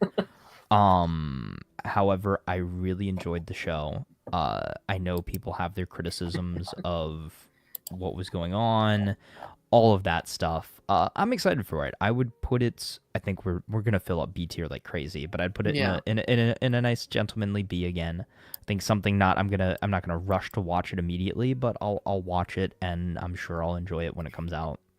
Yeah. Is it connected to the like show universe? Or I think it's supposed to be connected to the show. Yeah. Okay. Is it like the new actor you think, or so Henry from Cavill? from what it sounds like, or what it seems like, is it's the likeness of Henry Cavill, but if I'm not mistaken, chat, correct me if I'm wrong, is it the voice actor from the games? Oh, that's doing the voice. I don't know anything Witcher, but I do wonder if that does well for them, if they will maybe venture more into animation, because I almost feel like video games might work better in animation than live action in some cases. Yeah. So, I think again, so. I don't know Witcher that well, but I feel like that feels like a good medium for the kind of world that is, maybe. Yeah, I think so as well. Yeah. The trailer for the new game looks really good. I know it's completely unrelated, but new Witcher game sounds fun. Absolutely. Speaking of game, the Devil May Cry anime? I don't know this franchise at all. I've not seen it. No. Throw it down there. But I think I've heard people are excited. The revival for Phineas and Ferb. I'll say this up front. Probably one of my most anticipated shows. Yeah. 2025. Let's put it at least an A tier. I love Phineas and Ferb back in the day. I would say A. Phineas and Ferb is like probably one of my like defining medias. Like I think Phineas and Ferb like shaped my like moral compass and my humor and just like how I like to view the world, right? Like I pride myself, and I think I have such a good like upbeat mannerisms on how I view like humans and stuff like that. And like looking back on it, I think like I think I got that from Phineas and Ferb, because that's a like in animated shows, I think sometimes can kind of treat their characters bad sometimes, and they can kind of make fun of the characters that you grew up on and stuff like that. I think Phineas and Ferb always had this atmosphere of like, well, everyone's awesome, right? Like life is good, make the best of it, have fun.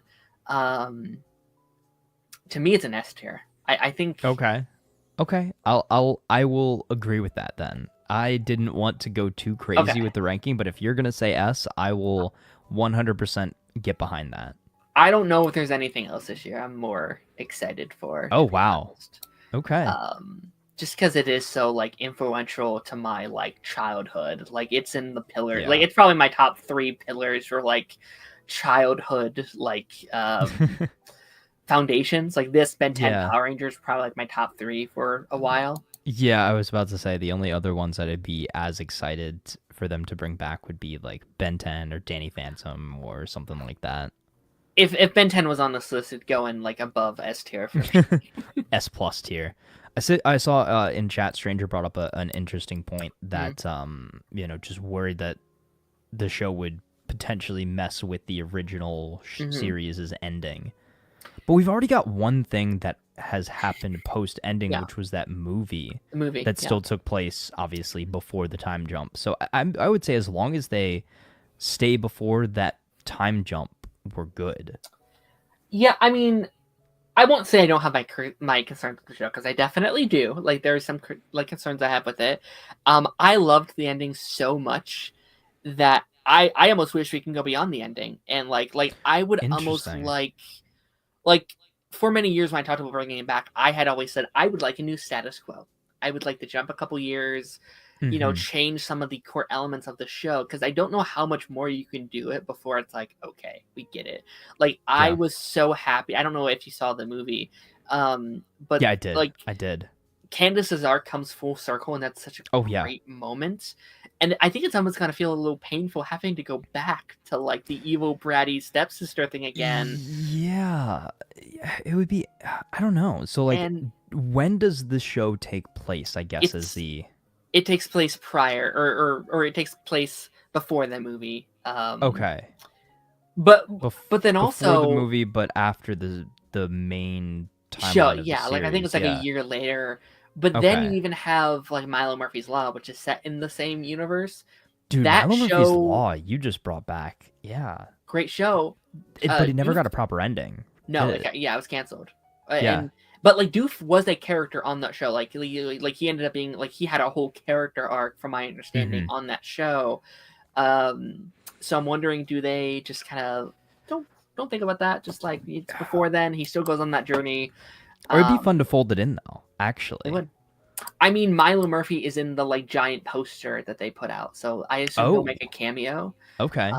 And then there's currently 3 shows in this universe, because there's also the Hamster and Gretel show that's going on right now that's set in this world. So it is. Okay. And I did not know that.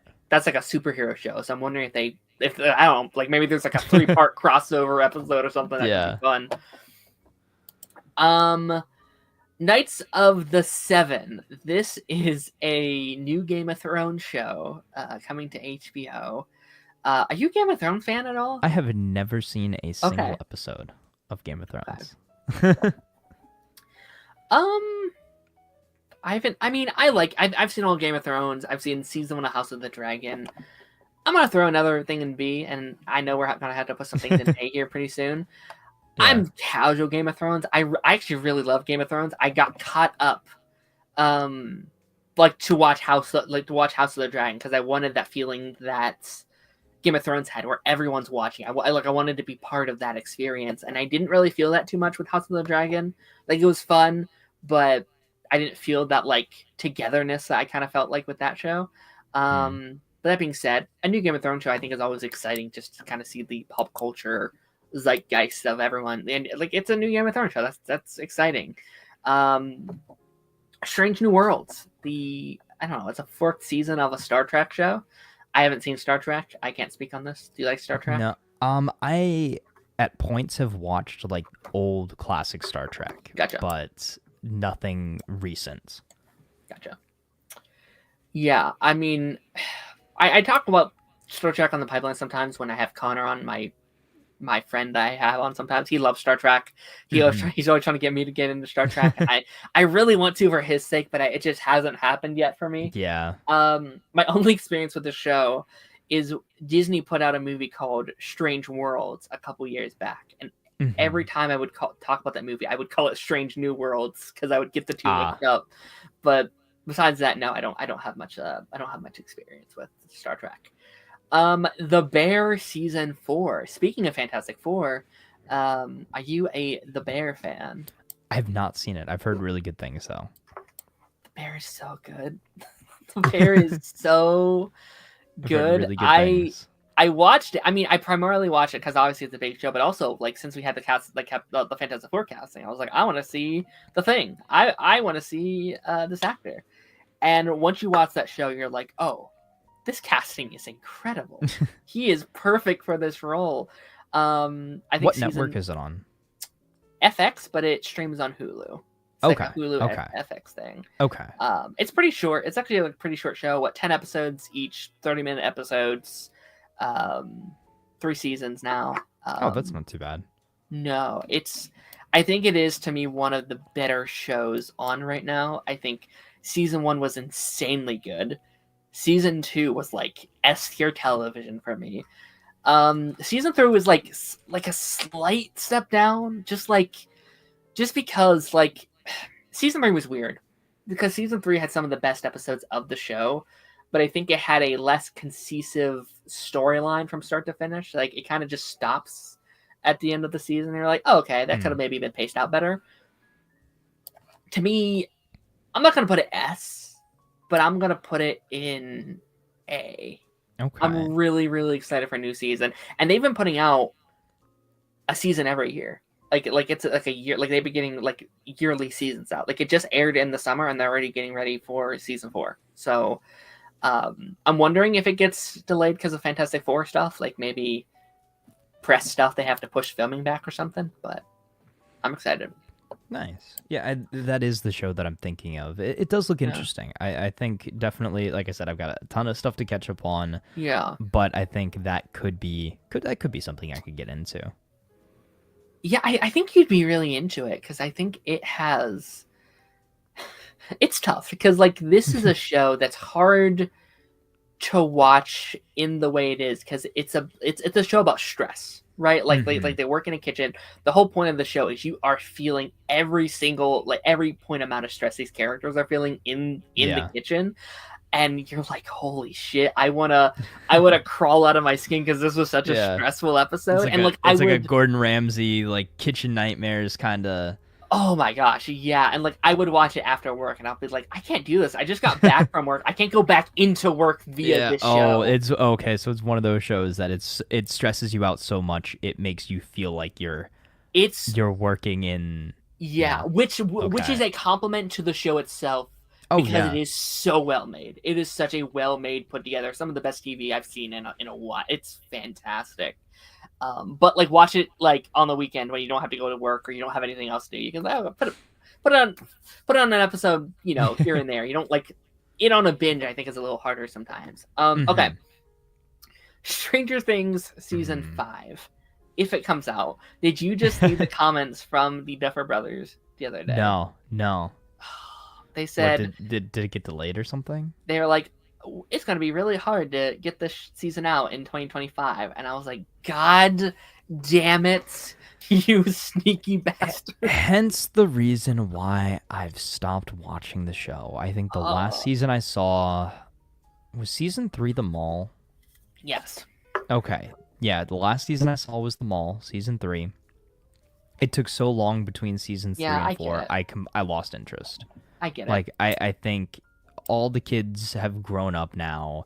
I've grown up after this, it just like it doesn't interest me anymore. Like I found it really enjoyable and really fun for the first 3 seasons. And then again, that large gap between seasons 3 and 4 made me lose interest. And that's fair.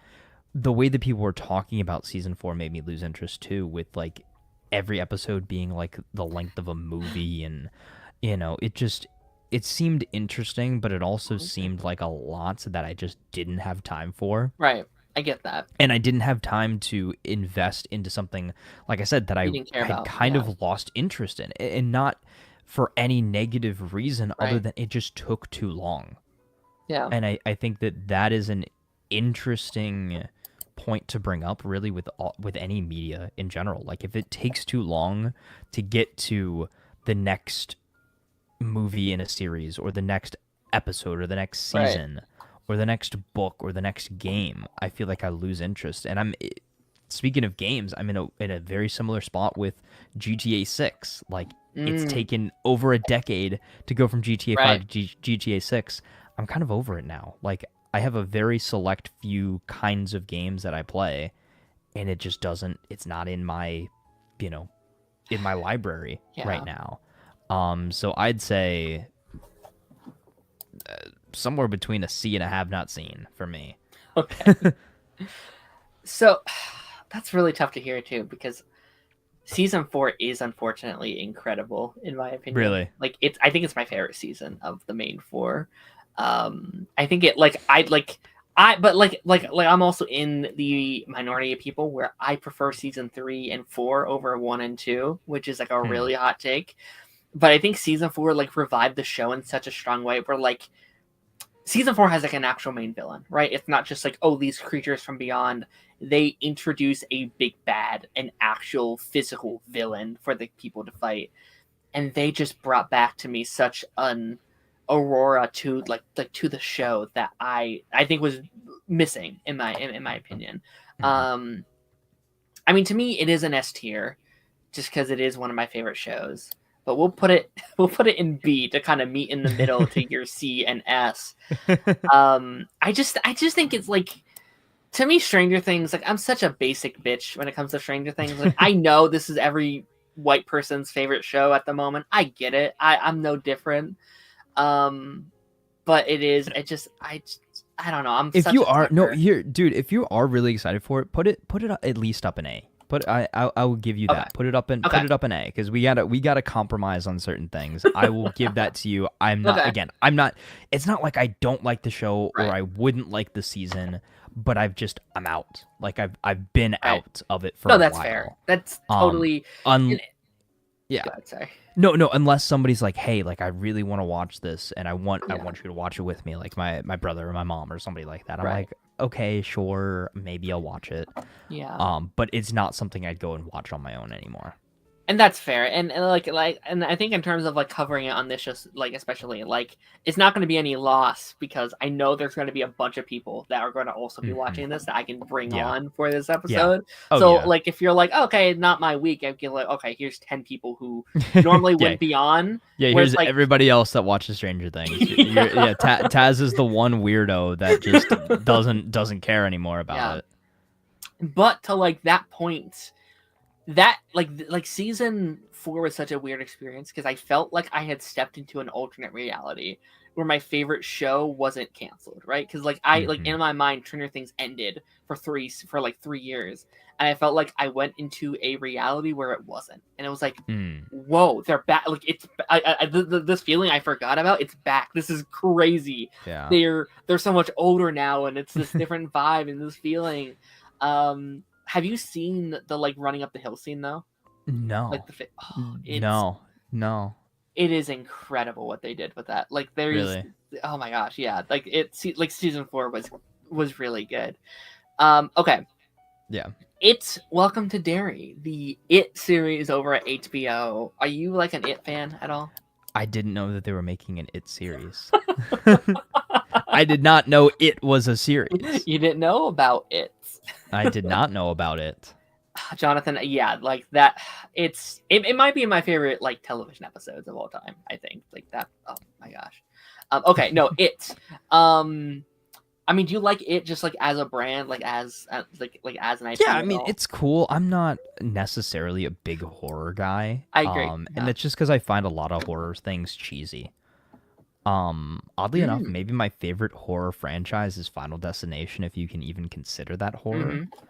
Mm-hmm. Um, I don't know. I ended up like binging like a kill count of Final Destination at one point, and I feel like, and that's a weird thing, right? Is like I haven't actually sat down and really watched any of the movies all the way through. I've seen bits and pieces of them, and then I saw those kill count videos, and I feel like I binged all of the Final Destination movies in like an afternoon because I Yeah. watched those videos. I'm like, oh, this series is kind of cool. I'll watch the next movie when that comes out, but Yeah. not massively into the horror genre. Okay. Yeah. So I'm not either. And you know, I've heard It is like slightly less scary than like normal horror movies kind of are. hmm I have not seen any It movie, but I've also kind of been waiting for the show to kind of come around the corner because we've known about it for a little bit now. So like this is one of those examples of like there's only a couple movies to watch, right? Two in this like continuity. I could just watch it when it's about to come out, and now I have a new franchise that I'm into, right? Yeah. So I am planning on watching this, but I can't say I'm excited yet. Like I can't say, oh Yeah. boy, I can't wait for it, because I don't know if I like it. Maybe I hate the movies. I don't know. I don't know if I like it. Right. Where were you thinking in terms of ranking to someone who's not into horror very much? I would say probably a C, because I think in the same regard is if I hear some very good reviews, right, I might go and watch the movies and then go watch the series if it's really that good. Like I think the movies are something I'll watch one day, but it has to be the right time. Again, is like flipping through the channels. Oh, the movie just started. Let's watch it. Sure. Or like, oh, what do I watch tonight? Something free on TV. Sure, we'll watch that. Sure. Yeah, let's do this right here since it already started. The rest of Spider-Man this season. Let's just. I'd put it at easy A's here. I would say. A2? Okay. Yeah. Cool. Yeah, I enjoyed it. Like we said, cautiously optimistic for the rest of the season. Yeah. Invincible. Now, I know you're a whole season behind, so I guess you can kind of say like 2 and like the rest of 2 and 3. Yeah. No, I mean literally, if I could just go binge all of it right now, I would. So we'll put it in that. I'll go for either an S or an A, whatever you're feeling. I was feeling A, but you know what? I don't mind an S because I am very, very excited. Like, I think it's definitely up there for me. It's also so exciting. Like, I know you waited a long time, but like, so since you watched season 1, but like, it feels so good to have like a yearly, like it feels like we're getting yearly shows back in some of these regards. Like Invincible has been yearly, The Bear is yearly, Only Murders, which isn't on this list because I don't know if it's coming out this year, but they've been doing yearly. Daredevil is seemingly setting itself up for maybe they can get season 2 out next year. Spider-Man, I assume most of season 2 is done of that. That can maybe be yearly. Like that's so exciting. The potential. Doctor Who is yearly. Like having yearly TV semi back again feels so good. I'm so excited for that. Oh yeah. And I hope some of these shows start to get in the groove of like, okay, let's just film 2 seasons back to back. We can always be ahead of the curve. Like we don't have to wait 5 years for new seasons. We're also getting away from like the strikes, which push things back in COVID. So hopefully in a couple of years we can get into a better rhythm when it comes to like filming and like animated some of these shows and stuff like that. So, Ginny and Georgia, Netflix like coming of age kind of show. I assume you have not seen it. Okay. No. This is another it for me where it's been on my list forever, but it's been like 3 seasons since the show came out. So I was like, I'll just wait till the new season comes out. I've heard good things, but I will put it in not have seen until I have indeed seen it. Okay. The White Lotus, another HBO show. Have you seen The White Lotus? I've heard of it. I've never seen it. I am on season 2 right now. I've seen season 1. I've seen most of season 2. This is such an irritating show in a good way. Like it's supposed to be irritating. Taz, this show features some of the most irritating and terrible people that you've ever seen in your life. Okay. So this is an anthology series, and the whole point is that it takes place at like a hotel or like a like resort, and each season is a different set of like rich people at this resort. And the whole show is like basically displaying some of the worst, most selfish, most irritating group of people you've ever seen. And it's like, again, really good TV, really well made, but it's hard to binge because it's like it makes you hate the world. It makes you lose hope another one on of those humanity. like really hard watches. It's like, which is why I haven't finished season 2, because it's like, man, these guys this is rough. Like you have elements of like cheating and like these terrible like billionaires who think they're better than everybody and all these things, and there's always like one good character amongst all the shitty characters, and they're the character that gets like kind of like pushed around and stuff like that. It's like, oh my gosh, they're terrible. With that being said, I am excited to get caught up, and I'm excited to at least on my own talk about it because I do think it's a very interesting character studies. It's very interesting perspectives on a group of people that I will never interact with. Where it's like, man, these guys suck. Let's tear them apart for like 20 minutes in Oh in a gosh. review or something. Um, I'd throw it an A if you don't have a vote in it. If you don't have a vote in where Okay, you yeah, put it, go for it. Go for it. I'm I'm excited to do like watch it weekly. Nice. The Amazing World of Gumball Season 7, another iconic animated show that's coming back this year. I did not realize that was coming back either. Wow. Yeah. Okay. That's been in the works for a while. It was like a concern for people for a while because they didn't know if it was going to get canceled in the whole like Warner Brothers tax write-off era of stuff. Like that was one Oh, of the okay. things that was, and I think maybe the movie was canceled like under that kind of era. But I have not, I've never seen The Amazing World of Gumball outside of maybe Really? like one episode. Okay. Um, I didn't like religiously watch it, like sit mhm. there and wait for new episodes, but when it was on Cartoon Network, I'd watch it. It was a fun show. It was kind of a wacky, zany show. Like Mhm. they went and they did some really random, weird things. Am I gonna watch the new season? Probably not. But I'd give it a C. I give it a Okay. C. Like maybe I'll watch it, but not my favorite Cartoon Sure. Network thing for them to bring back. Jonathan, if Cartoon Network is bringing back Gumball, they have to do Ben Yeah, 10. they have to do Ben 10. There is so much FOMO because every Cartoon Network show is like coming back at the moment. Like Mm-hmm. Powerpuff Girls, Adventure Time, regular show, Gumball. Like they're like Oh yeah, they have a regular show's new coming back too. I forgot about that. all these shows from Cartoon Oh, I'm Network's like excited for that. roster, and I didn't really grow up on Cartoon Network. I didn't have cable, so like I found Ben 10 elsewhere, like elsewhere on like DVDs and stuff like that. Like, that's how I Mm. consumed it. So I don't have like nostalgia for those other shows. So it's like Ben 10's the only one not coming back, and there's so much FOMO Yeah, you're connected like, to it oh for me. no. It's like no, and they basically the Derek J. Wyatt recently did a he does like these like yearly kind of interviews with I think it's Cartoon Crave I think is the account. He answers a bunch of people's questions, and like all the questions this year were like, hey, could Ben 10 return in this way? And like all the answers was like, oh, that sounds really cool. Not right now. Oh, that sounds really cool. Not right now. And it's clear they want to do something, but something is just kind of like it's either in the works and they can't say anything yet, or Mm-hmm. there's some Or there's disconnect at just Cartoon some Network. It's just logical like, hoops to jump yeah, through. there's no Yeah. green light yet, which is it's frustrating, but we'll see. Yeah. Walking Dead Dead City. You're not a Walking Dead fan, right? Not a Walking Dead fan. I've seen some episodes when they've been playing in the background. Okay. I've seen the big memes and things like that from the show. I know that John Bernthal was in it at one point, He was. Yeah. but also I know Invincible was in it, or is still in it. I can't remember. I don't know. Yeah. No. I mean last year I did my giant Walking Dead binge. I binged There's a all lot. all 9 seasons of the OG show and a bunch of the newer spin-offs that have come out.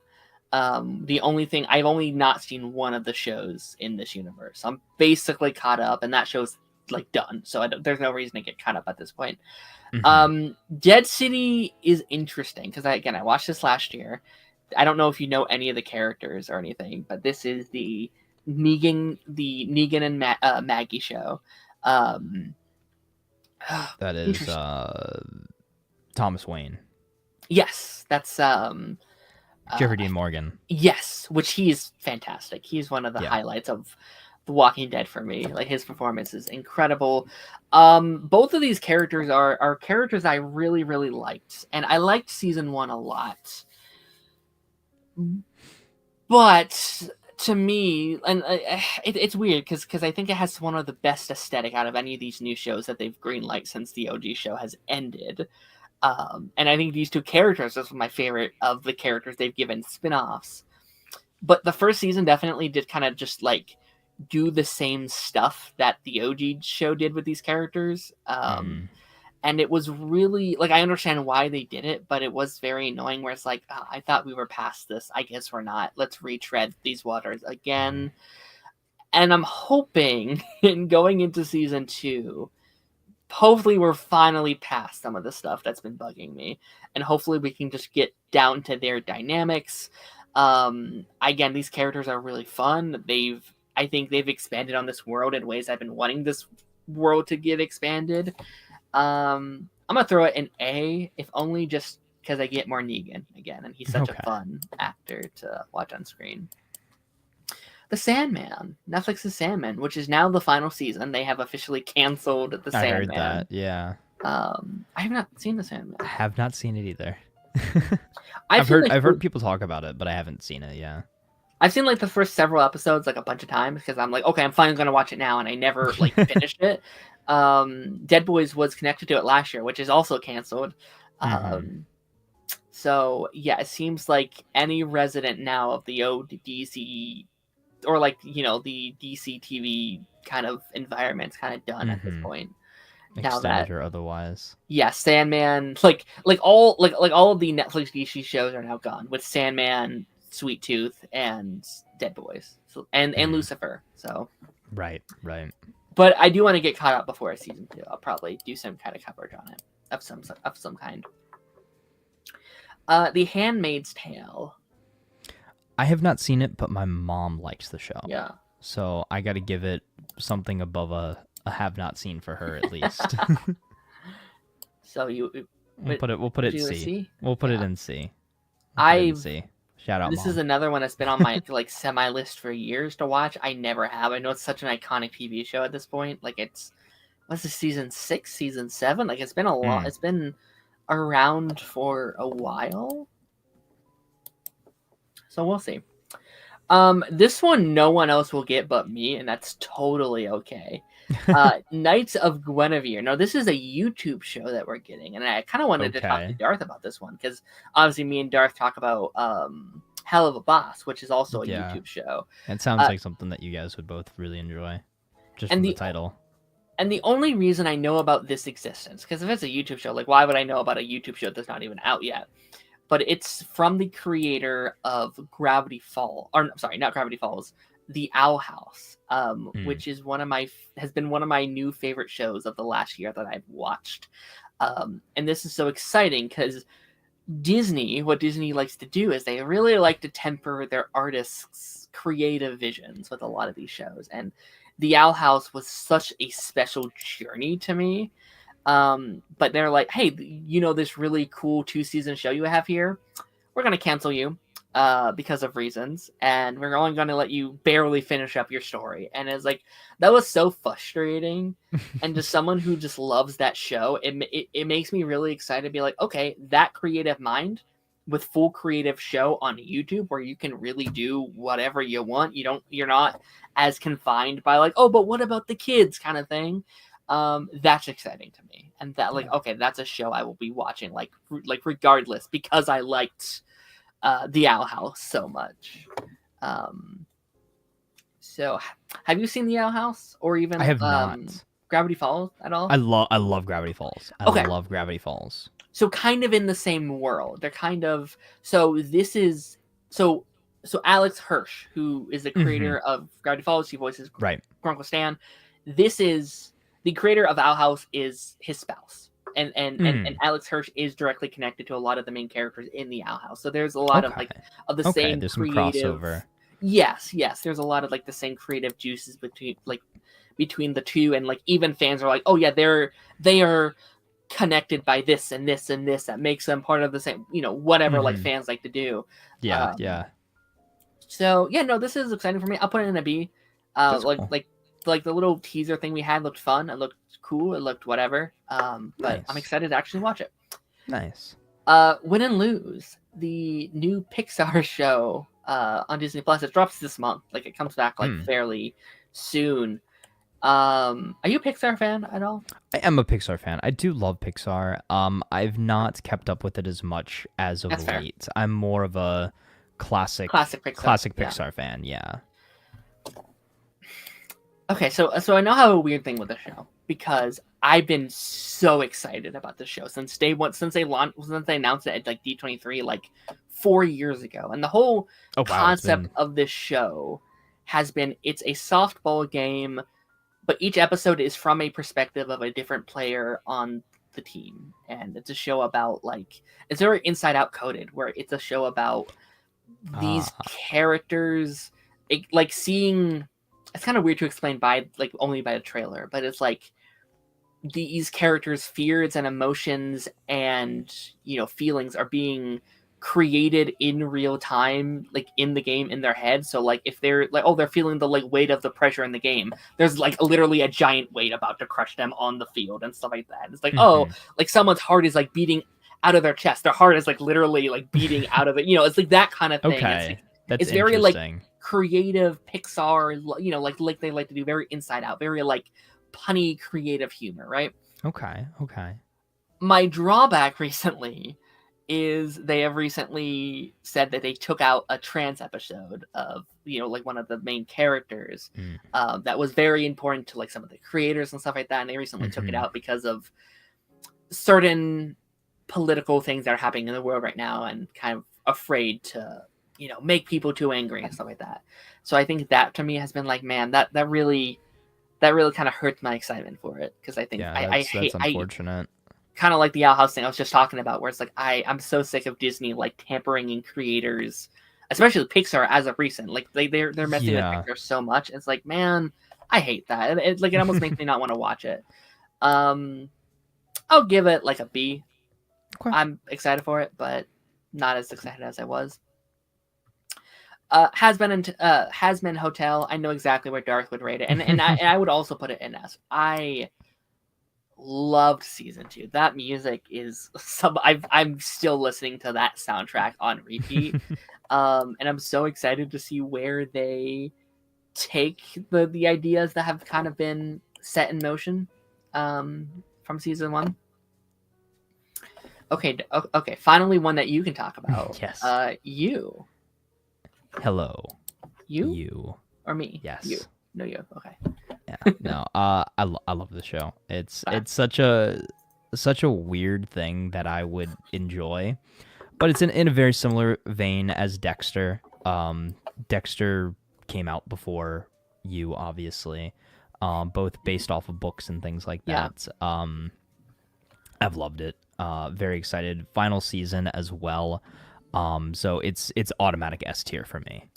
Oh wow. Okay. Automatic S tier for me. First non-animated S tier, by the way, of the list. Oh yeah, that's a good point. So I have seen one episode of You. Okay. And I'm trying to, and again, like when I was looking at this list when I was making it, I was like, man, am I going to have time to get caught up with so many of these shows I want to get caught up on? And You, because I mean, let's be honest, if I don't watch You now, I'm probably never going to, right? Like it's never going to be relevant ever again. So like, can I get through 6 seasons of You? No, this is April. No, it's only this is going to be season 5, so 4 seasons. Okay. Yeah. And there's also like a thing where it's like, okay, if this was like a weekly show, I could be like, okay, we're going to be talking about it for a while. It's like a binge drop. It is a binge show, so it's tough to speculate. It's tough to speculate outside of like if you're watching it at home with somebody. Yeah, and like I felt like I hate looking at media like this, where it's like, okay, what am I going to get the most bang for my buck? But it's also hard to be like, okay, watch, you know, almost 100 hours or whatever of a TV show for one episode of a podcast episode, you know? Yeah. So we'll see where I am on the timetables, because I also we'll talk about it later, but I also want to watch, like, catch up with Dexter before their new thing comes out. Yes, so it's I need to catch up. So between those two, it's like, oh, which one should I commit to and stuff like that. That's tough. That's tough. Man. That's actually, you know what? Remind me, I'm gonna ask my mom, because she's seen both. I got her into watching You, and she keeps wanting me to watch Dexter. So I will get the answer from somebody who's a fan of both. If you had the option of only watching one, which one should you watch? Yeah, that's a good question. And like we'll talk about that later, but like Dexter is also like, well, it's going to be a weekly show, and there's currently a prequel going on, and like another spin-off they're doing. Like that franchise has never been more alive, so it's like, well, I should probably get caught up because like they got a whole like cinematic universe going on now. Oh yeah, because you have the original show, the sequel series, the prequel series, and then the sequel series to the sequel series. Yeah, and then there's another spin-off they're making, like based on another character. So it's like 5 shows, and the prequel takes place so far in the past that they could have more seasons of that as well. Yes. Yeah. So we'll see if I can fit everything in. The Dexterverse. I know, it's crazy. I mean, shout out to like that main guy for still wanting to do this character after so many years. Yeah, like he's committed. Okay, so random aside. Okay. So I've been seeing clips from the Dexter prequel and everything like that, and remember, there was at one point in time a fan casting for Reverse Flash to be Michael C. Hall, right? What if you have Michael C. Hall as the Reverse Flash, and then the guy who's playing young Dexter, and then the guy who's playing young Dexter to be Barry Allen? Sure. And there's so it's so funny too. There's so much overlap between Barry and Dexter, right? So from what I understand, CSI, they're both forensic scientists. You know, Dexter, I guess his parents died when he was a kid. He's living with an adoptive father who's a cop. He's has this weird thing going on with his sister, same as Barry and Iris. So, or adopted sister. Let me make that clear. But yeah, so Barry is Dexter confirmed. I think that's what I've decided. Hell yeah! Click on all the clickbait articles that you can't find. Yeah, just change the title of the stream now. Barry Allen equals Dexter! ! Question mark. Flash has been cast inside the DCU confirmed. Yeah. Get all the. But I don't know. That's my casting right now. That's my ideal or my favorite fan casting. I think that would be super fun. Hell yeah. Okay, Doctor Who. So this is also a me and Darth show. So obviously this is an ongoing show. We already covered season 1, and also the Christmas special. I'm just gonna go out on a limb, and I think I'm gonna throw it in A, because I love Doctor Who. I'm currently on like Matt Smith's run of the show. That's been really fun. It's hard to get super excited for Doctor Who though, because like each episode is kind of its own thing. So it's like, which like you don't know what kind of episode you're going to get each week. But I am really excited to see more of Shooty. I'm loving this new take on the character. I think Darth is also really enjoying this take on the character. I think we're both very excited to see where things lead into season 2, because I think we've set up some very fun ideas and mysteries. And as someone who's not caught up with the 2005 run, it feels very fresh and original and whatever. So I'm gonna keep that at A. Wonder Man. Is that the last Disney Plus show we have, or Marvel Disney Plus? No, we have 2 more. We have Daredevil in there too. Oh, 3 more. Okay, so we have 3 more. Yeah. There's a lot of Marvel Disney Plus stuff this year. It's crazy. Wonder Man. I'll be honest, I don't know much about Wonder Man as a character. Same. It sounds interesting though. Yes. So I would say probably a B. I'd probably put it. Yeah, I think that's fair. I really liked that little teaser we got. That to me, that felt really fun. We have Trevor from Iron Man 3 and Shang-Chi, which is I'm super excited to see him again. I like this idea of like this actor superhero, and I'm excited to see kind of how it's supposed to be like a comedy similar to She-Hulk. So I really enjoyed She-Hulk. I think some of the comedy probably could have been a little bit better, but I'm excited to see what they end up, just what the show is, like what the style is, what kind of type of show it is. It feels more TV like than a lot of, I think, the other kind of shows that have been pitched out, kind of similar to what She-Hulk was. So I hope they. Yeah, it sounds like it could be fun. And also the director of Shang-Chi, and who's about to direct Spider-Man 4 as well. So I kind of trust him at this point. So we'll see. Cobra Kai season 6 part 3, or for you just season 6, just season 6 in general. Yeah. So this is about to come out. It comes out in 11 days, the final Okay. active episodes. They put out a trailer yesterday, and you didn't watch that trailer, right? I did not watch the trailer Good, again. I've good. been avoiding as much as I possibly can. Again, my method, the method to my madness is wait for it all to be out, Yes, binge it all the way through. yes.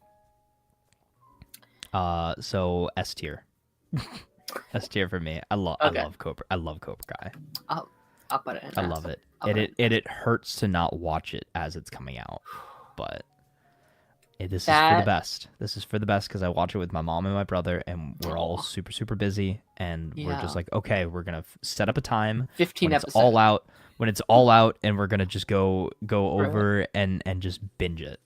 that's incredible. So, That trailer came out yesterday, and hmm once you're done with watching this season, I do recommend watching that trailer. That okay, like the for part 3.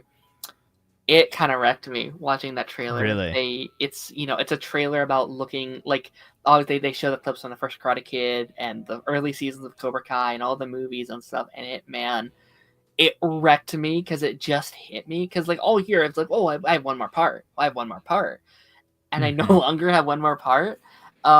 And it really hit yeah, me yesterday. Like, oh no, it's about to be this over. is it. I'm not ready to say goodbye to this show. Yeah, It's one of it is one of my favorite shows of all time. I think. I think it really hit me. I think Karate Kid is probably one of my favorite franchises of all time. I think next to mm, like non superhero stuff, I think it goes up to like Karate Kid and like How to Train Your Dragon. Um, okay, I think it really hit me this week. Like, oh, this franchise actually means like a lot to me. Like the original movies, Jane Smith's movie, obviously Cobra Kai. I think fundamentally changed my love for it and what it does. yeah, Um, yeah, and I'm really excited for the movie in May. Like that's at least something to look forward to. I know there's a potential prequel right, happening. So it's not like we're saying goodbye to the Karate Kid universe. It's here, seemingly here to hmm stay. They've teased yeah, like potential multiple spin-offs or whatever, but it's not going to be the same. Like Cobra Kai no, has such a style to it that I don't think we're ever going to get again in the Karate Kid universe, which is probably a good thing. Like I don't think you can like replicate that in the way the show has, but yeah. um Again, I really think that Cobra Kai is the way you do a revival of a beloved series, or whether that be show, movie, anything. I think it does the best of paying homage to what came before it and honoring that and implementing those legacy characters in the correct way, but also still focusing the story on the new characters and why we brought it back in the first place, is that there's this new story to tell. yeah, I think it's my favorite legacy sequel. I've never seen a franchise honor its legacy so much than Cobra Kai. Like it loves those movies so much, and Yeah. to me, I like Cobra Kai more than the OG movies at this point. Like I was talking about it with Taj like a couple months back, but it's like now when I think of Karate Kid, I don't think of young Danny and Johnny. I think of old Danny and Johnny, and I think of Miguel and Robbie and Tori and Sam. Like those are the characters I think of now. This like those movies now just feel like a prequel to Cobra Kai because it just has left Interesting. so much of an impact on me. And Yeah. I say that as Cobra Kai is I think that's in like my top 10 favorite movies. I have the Karate Kid poster right behind me on my on my board back there. Like I love the movies, but that show left such an impact. Jonathan said, as a newer Karate Kid fan, I'm excited for the final season. I hope they don't try to connect it to the movie. I don't need it to have big connections, but I want it to still feel like it is connected in some way. hmm If that's just like literally all I would need was like a little picture on a frame that has all the students on it. That'd be perfect. Or like a hmm little Amanda phone call or something, somehow in the movie. Like that would be enough for me to be like, okay, it's connected, it's canon, we can move on, it's your own thing. I get it. That's fine. Yeah. But yeah, like I don't want it to be like Cobra Kai the movie. Yeah, I definitely think it should try and do its own thing. It should. Yeah. It should definitely stand on its own. Right. Rick and Morty. Show that I used to watch that I have once again kind of lost interest Yeah. in, similar to Stranger Things. So I've seen a season and a half. yeah. it's, you know what, it wasn't really my thing at the time. I have a really hard time getting into like adult animated shows of its caliber. Like for years, like I didn't love the Family Guys and the South Parks and stuff Mm-hmm. like that. And I know Rick and Morty is different. I know it's more of like a sci-fi, Yeah, weird show, and but that like was the draw originally. Yeah. yeah, but I just had this like stigma against it, I think, from day one, because it just like reminded me of like the South Parks and stuff like that. Mm. But I think Darth is a big fan of it. Like I think he's caught up and watching it. So like this is a scenario where that's a conversation that I would have had with him today. I'll Yeah. probably have with him when that show's about to come back. Where I was like, hey, do you want to talk about this? If so, maybe I would consider catching up and having a conversation about it, because I do think it's like a show that definitely creates conversations just in like the worlds that it creates and stuff like that. Oh So yeah. Yeah, I mean, there was a time where I was big into it, like I didn't see back in them. the Szechuan sauce era. My brother and I, went to go try to find that wherever we could, but Sure. it just definitely fell off or fell out of love with it, I guess is the way to put it. Yeah, and I think just from like my outside perspective, like I don't know, but I've heard a lot of people were like, yeah, I kind of fell off, and then I heard this newest season was like one of the better ones in a while from just what I heard. Mm. So I guess like bringing in a new, because they had to recast the two main actors and stuff like that. So Right. it sounds like there was a real creative overhaul as well, which is good to hear. I'm Mm-hmm. happy for the fans of that show. So to me, that's definitely like we'll see that like when it kind of approaches, if that's something I want to Oh yeah. consider getting into. Taz, do you want to taste it? Peacemaker season 2 is Yeah. it's coming out this year, which is crazy. Yes. Yes. Did you watch season 1? I did. Okay. I did really I really did enjoy season 1. Oddly enough, my only slight fear for season 2 is just this swap into the new Yep. DCU and everything like that. So I'd say A tier. I I'm agree. still really excited. I still really want to watch it, but it's not like hype levels off the charts level. Right. Yeah. This is I think I've somewhat created this like negative persona around Peacemaker a little bit, because I've talked about it so much this year. Not on the show itself, but the presence of Peacemaker and what it means for the DCU and in a Okay. negative incarnation, right? Just because, again, not the show's fault, but like I still don't know if I like that it's carrying over to this new universe. I don't know if I love that as a concept as much as I love Peacemaker season 1. I think it's incredible, but is Yeah, it good me too. enough? Like, is it good enough to warrant all of this? I don't want to say controversy, but this right. this all of these hoops, all yes. these hoops that they're jumping through to make it canon, put it back. Yeah. Is like, yes, I like Peacemaker, but of all the things, the only reason it's coming forward is because of James Gunn. And Right. not that I don't like the characters, not that I didn't like the story of the first season or anything like that, but again, it brings it back to if you're going to give this universe a clean slate, I really want a clean slate. Yeah, I agree. I'm sure I'm going to enjoy it. I'm sure it'll be fine. I'm sure it'll be just as fun and wacky and whatever as the first season. But yeah. I agree. I think my curiosity level's at an S though, because like I'm Okay. so like it's an A for me. Like I'm excited, but I'm not like S tier excited.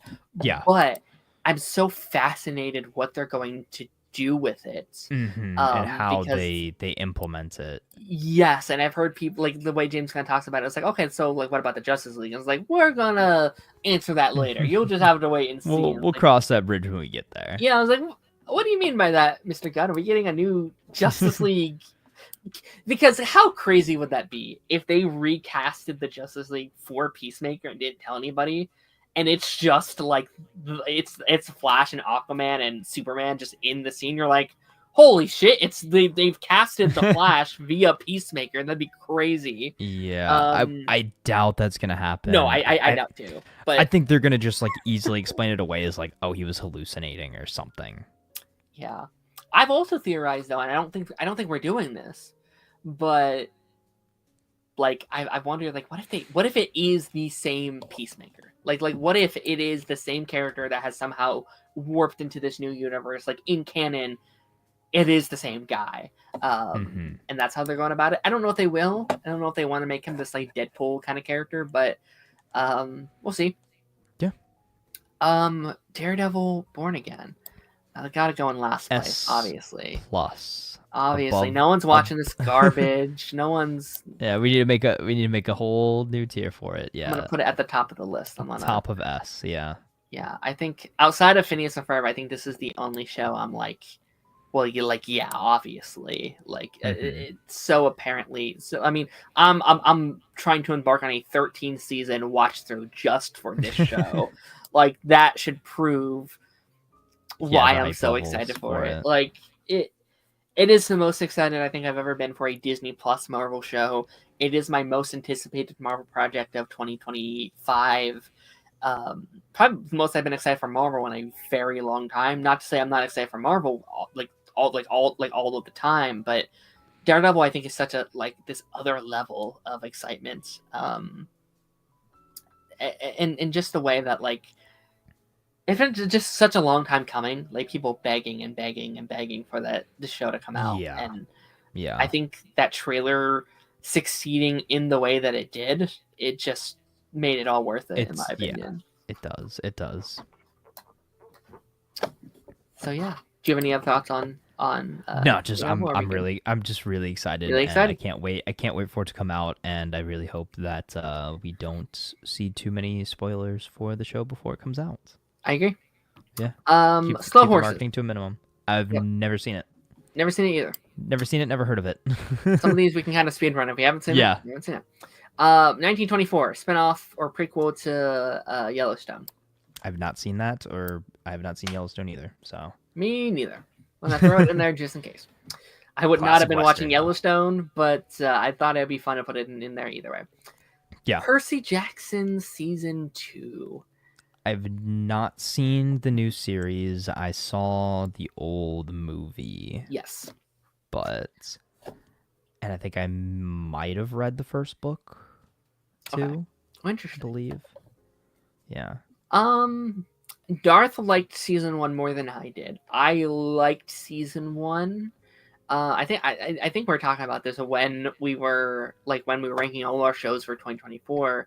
But I was like, we were kind of reviewing this at like my like super depressed time. So like I feel like my association with it is kind of darkened just like a little bit.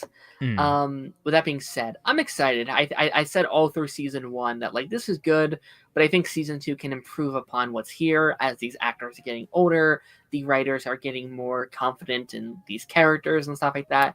I'm gonna throw it. I don't know where Darth would put it. I'm gonna put it in A for me though. I think that's a fair assessment. Yeah. And then come season 3, let's see if it can, really win me over in these final couple whatever. This is our last Marvel project, I think, on here, and it's Marvel Zombies. I would say solid B tier. I think that was one of the better What If episodes back from season 1. I can take that. So a full little mini series. I think, what is it? Same as Eyes of Wakanda as far as the length goes. It's 4 another episodes, yeah. 4-episode thing. Yeah, I'll watch it. Yeah, I really want to care more about this. I think.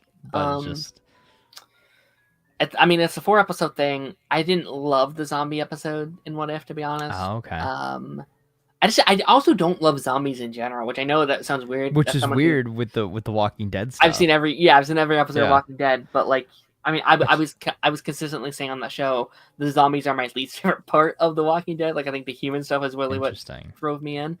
That I'm not excited for the show. I'm kind of like, we'll wait and see. What I am most excited for that show, though, is it's featuring characters from Phase 4 and 5. Like, one of the leads is like Miss Marvel and Kate Bishop and Elena and Moon Knight and stuff like that. So that's exciting to me. Oh, Moon Knight's in this? Ooh. I think he's one of the characters. You have like Jimmy Woo and like it's a weird kind of like collection of Phase 4 characters. That's kind of what I wanted. That's what I loved about What If season 3. It was like, okay, it's these characters we've been building up for a while now. Kind of what I want Avengers 5 to kind of be, or like a preemie like Young Avengers, if you will. So Nice. I'm totally okay with B. Awesome. Okay, Black Mirror. Do you like Black Mirror at all? I watched early episodes, but Yeah. I've not kept up with it at all. So honestly, for all intents and purposes, bottom tier. Yeah. I have seen episodes, like I haven't watched it in order, but I've seen episodes here and there because it's kind of like designed in that way. Right, yeah. Yeah, you can kind of pick and choose. Right.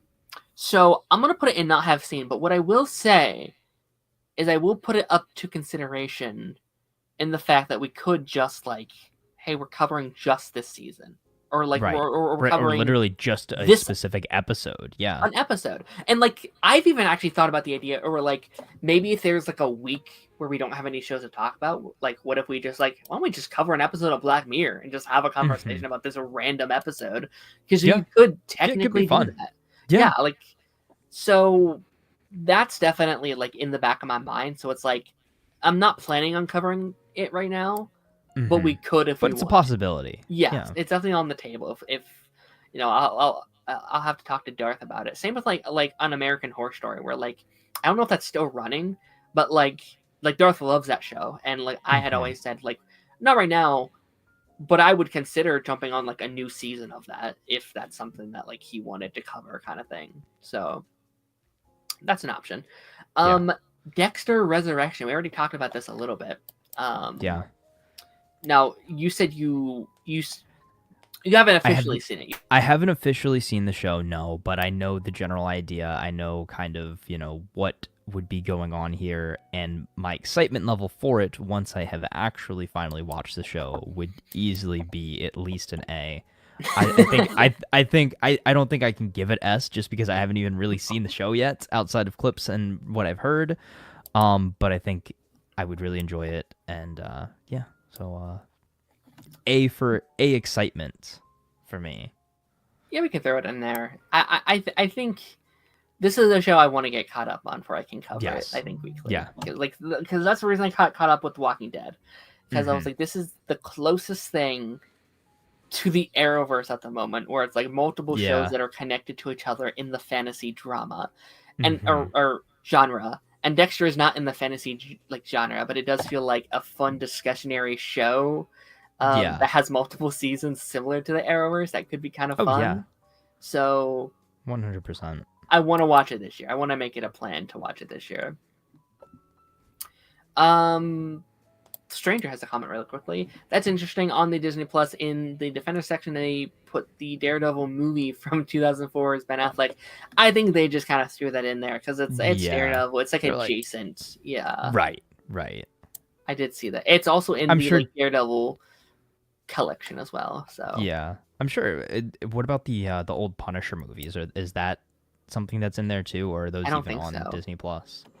Yeah, and I don't think it's in that category, but maybe. I haven't seen the movies either of a Punisher. I've seen the Daredevil movie. I watched it after Deadpool came out. I was like, oh, okay. Star Wars Visions. I'm pretty sure the only other Star Wars thing to come out in 2025. Yeah, the only thing that we know about. Yes.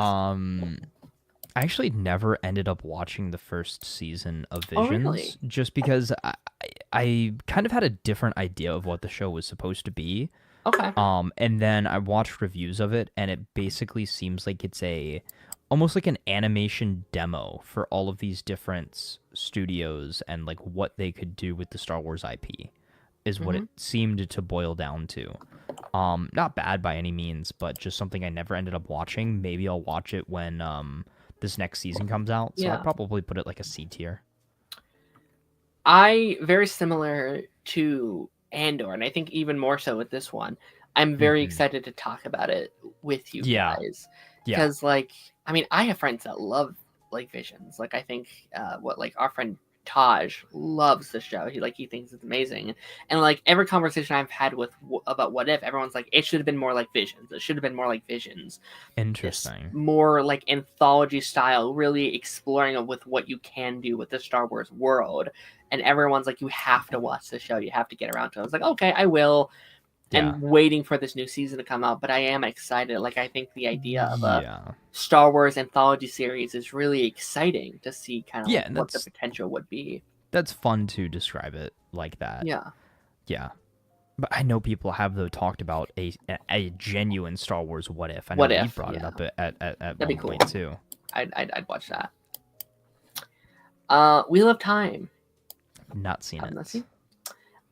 I did not know they even put out a second season. Apparently, they're about to go into season 3, and I had no idea season 2 even came out. I know the first season came out in COVID, and I was like, maybe I should watch it. And I was like, this looks so boring. I can't commit to it.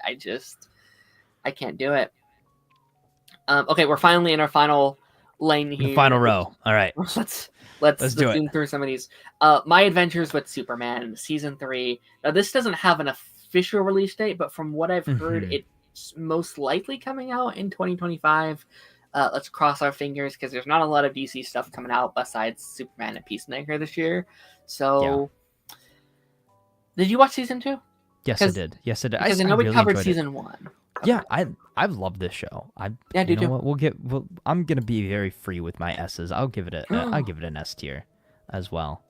Oh, I would give it an A, but I'm okay with that. I'm not going to S for Superman. S for Superman. Also, our only Superman show left on the air. Yeah. That it hit me while I was like putting together this list. I was like, oh, this is the first year ever not having a new CW show to watch. Yeah, you're right. That's so sad. I was like, oh no. That's the outside of Peacemaker, that's the only other DC show on the roster. Yes, like Harley Quinn's going on right now, so I didn't throw it on the list. So like things I already started, I didn't want to put on here. Another thing I gotta catch up on. I'm behind on Harley Quinn as well. I was like, I'm just gonna leave it out. But yeah, isn't that sad only having 2 DC TV shows? It is. That's so depressing. I hate that. All right, Daryl Dixon season 3. This is the other ongoing Walking Dead show. I've not seen it. I kind of assumed. Yeah, you probably didn't. And I know who the character is, but I have not seen the show. I like Daryl Dixon less than most people, to be honest. And I think most of that's a personal thing, just because I do struggle with like reading captions, which is not a good like excuse, but it's just a personal thing. Like I struggle like keeping up with it sometimes. Yeah. With that being said, I think season 2 was better for me than season 1.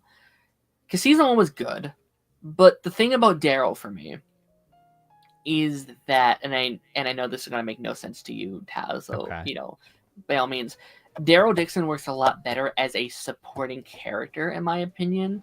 Not that he doesn't work as a lead, because he basically became the lead once Rick left the main show. But what makes him so good is the other characters surrounding him. So if the supporting characters around him aren't interesting to me, the season 1 wasn't that fascinating to me, because I was like, okay, whatever.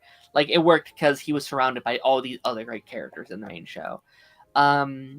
But season 2 brought back Carol, which is like one of the main characters from the main show. So she's now involved with the show. Now they're like traveling the world together. So I am a lot more excited for season 3. Now that I think we've really set like a status quo for each other.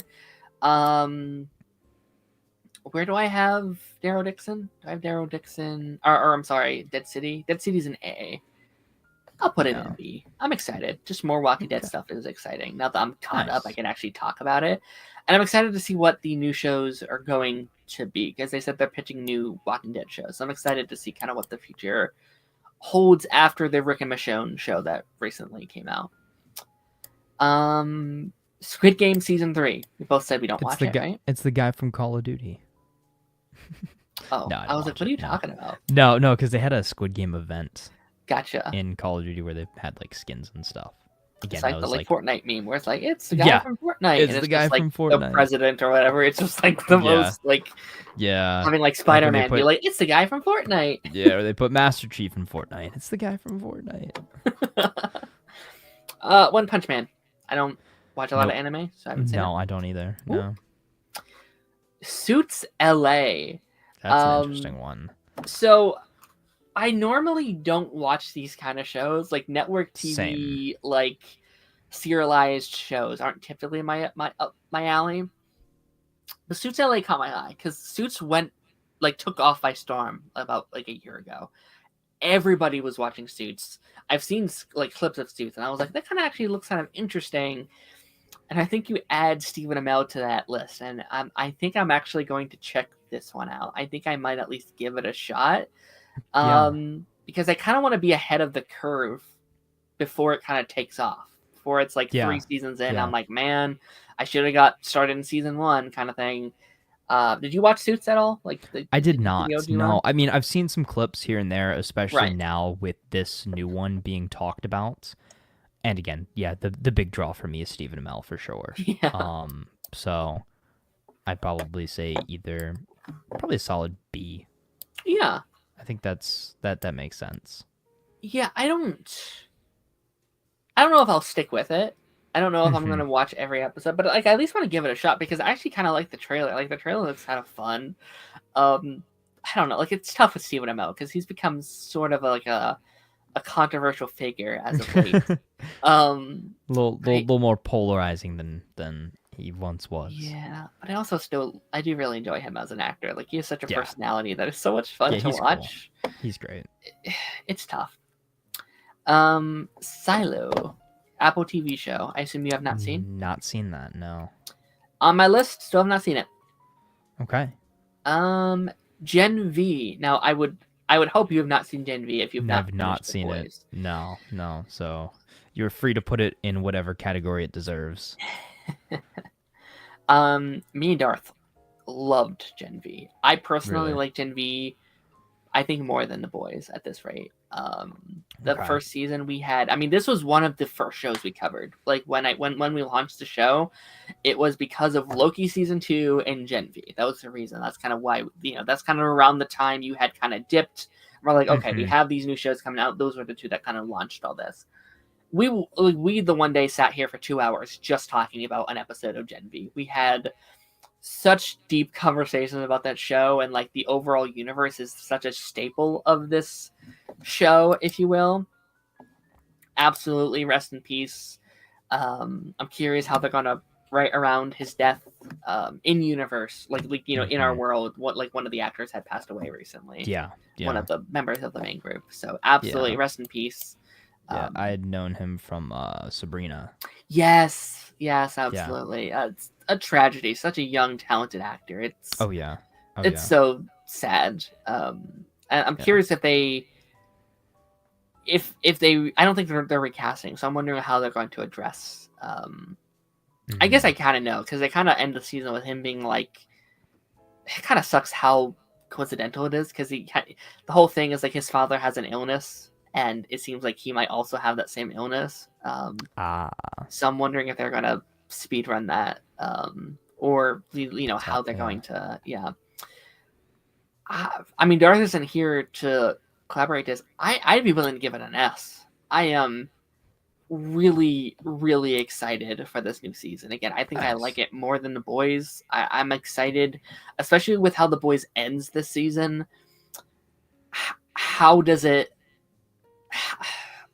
I guess slight spoilers. Like 2 of the characters from Gen V appear in this latest season, and they like work for Homelander and stuff like that. Really? So I'm very curious how they deal with those characters' consequences and where we leave the like the main show. Like characters are in a very specific spot where it's like, okay, how are they gonna get out of this situation? That's gonna be interesting. So, yeah. Poker Face. I have not seen Poker Face. I don't watch the show. Have you seen it? I have not. No. Okay. Are you sure you're not lying? Do you have a good poker face? Poker face. That's Barry Allen's like favorite song, right? Yeah. It's so funny. Reacher. Interesting, Reacher. Again, Darth isn't here, so I'm gonna have to actually ask him about this soon because it comes back like 2 weeks from now. Like it's about to Oh, okay. start. You haven't seen Reacher, right? I have not, no. Okay. This is tough. I loved season 1. I kind of liked season 2. I Okay. thought it was a massive downgrade. I didn't have a fantastic time with season 2. I enjoyed it enough. It's still good TV, but I think like in terms of talking about it week to week, it left a lot to be desired. Because kind of like every week we would be like, hey, I wonder if this is going to happen. And that thing happened. And the same thing was happening every week where it's like, oh, this is probably going to happen. And it happened exactly that way. Or the opposite where it's like, oh, this would be really cool if they did this, this, and this. And it's like, oh, that thing we just said was way cooler and way better, like, written than what they actually went with, which ended up being kind of disappointing. I'm going to give it a C. This is Okay. one of the shows, like, I think out of all the shows that we covered last season, this is the one that I'm like, I'm okay if we didn't cover it. Like I'm okay if we cover it. I'm also okay if we don't cover it. Mm-hmm. I'm kind of just like, yeah, I'm probably gonna put it in Darth's hands. Whereas like if he wants to cover it, we can. If not, we can skip out on it this year. That's fine. Here's one of the big ones: The Yes. Last of Us season 2. Yes. You watched season 1, right? I did watch season 1. I Did very you play much the so games? enjoyed it. I played like maybe a third to a half of the first game. Okay. I know the second game is very controversial. My brother is a much larger Last of Us fan than I am.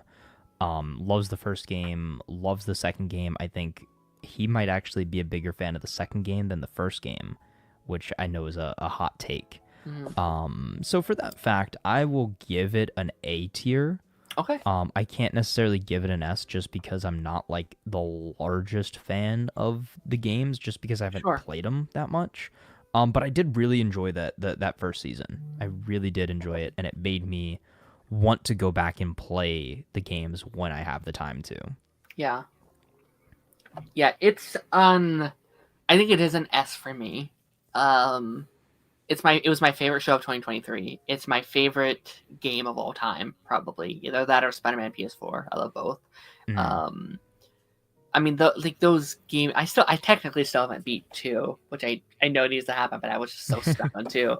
But Yeah. like, this is one of my favorite worlds to live in, and I'm so excited to be able to talk about it weekly this time around because I did Oh not yeah. like the show wasn't a thing back then.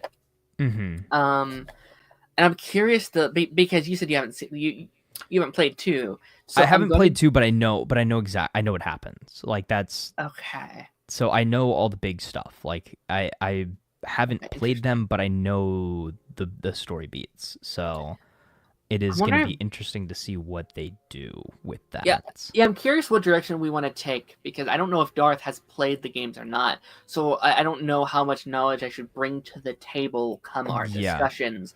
Because I know, because I really don't want to spoil people on the game and what happens because it is such a good story.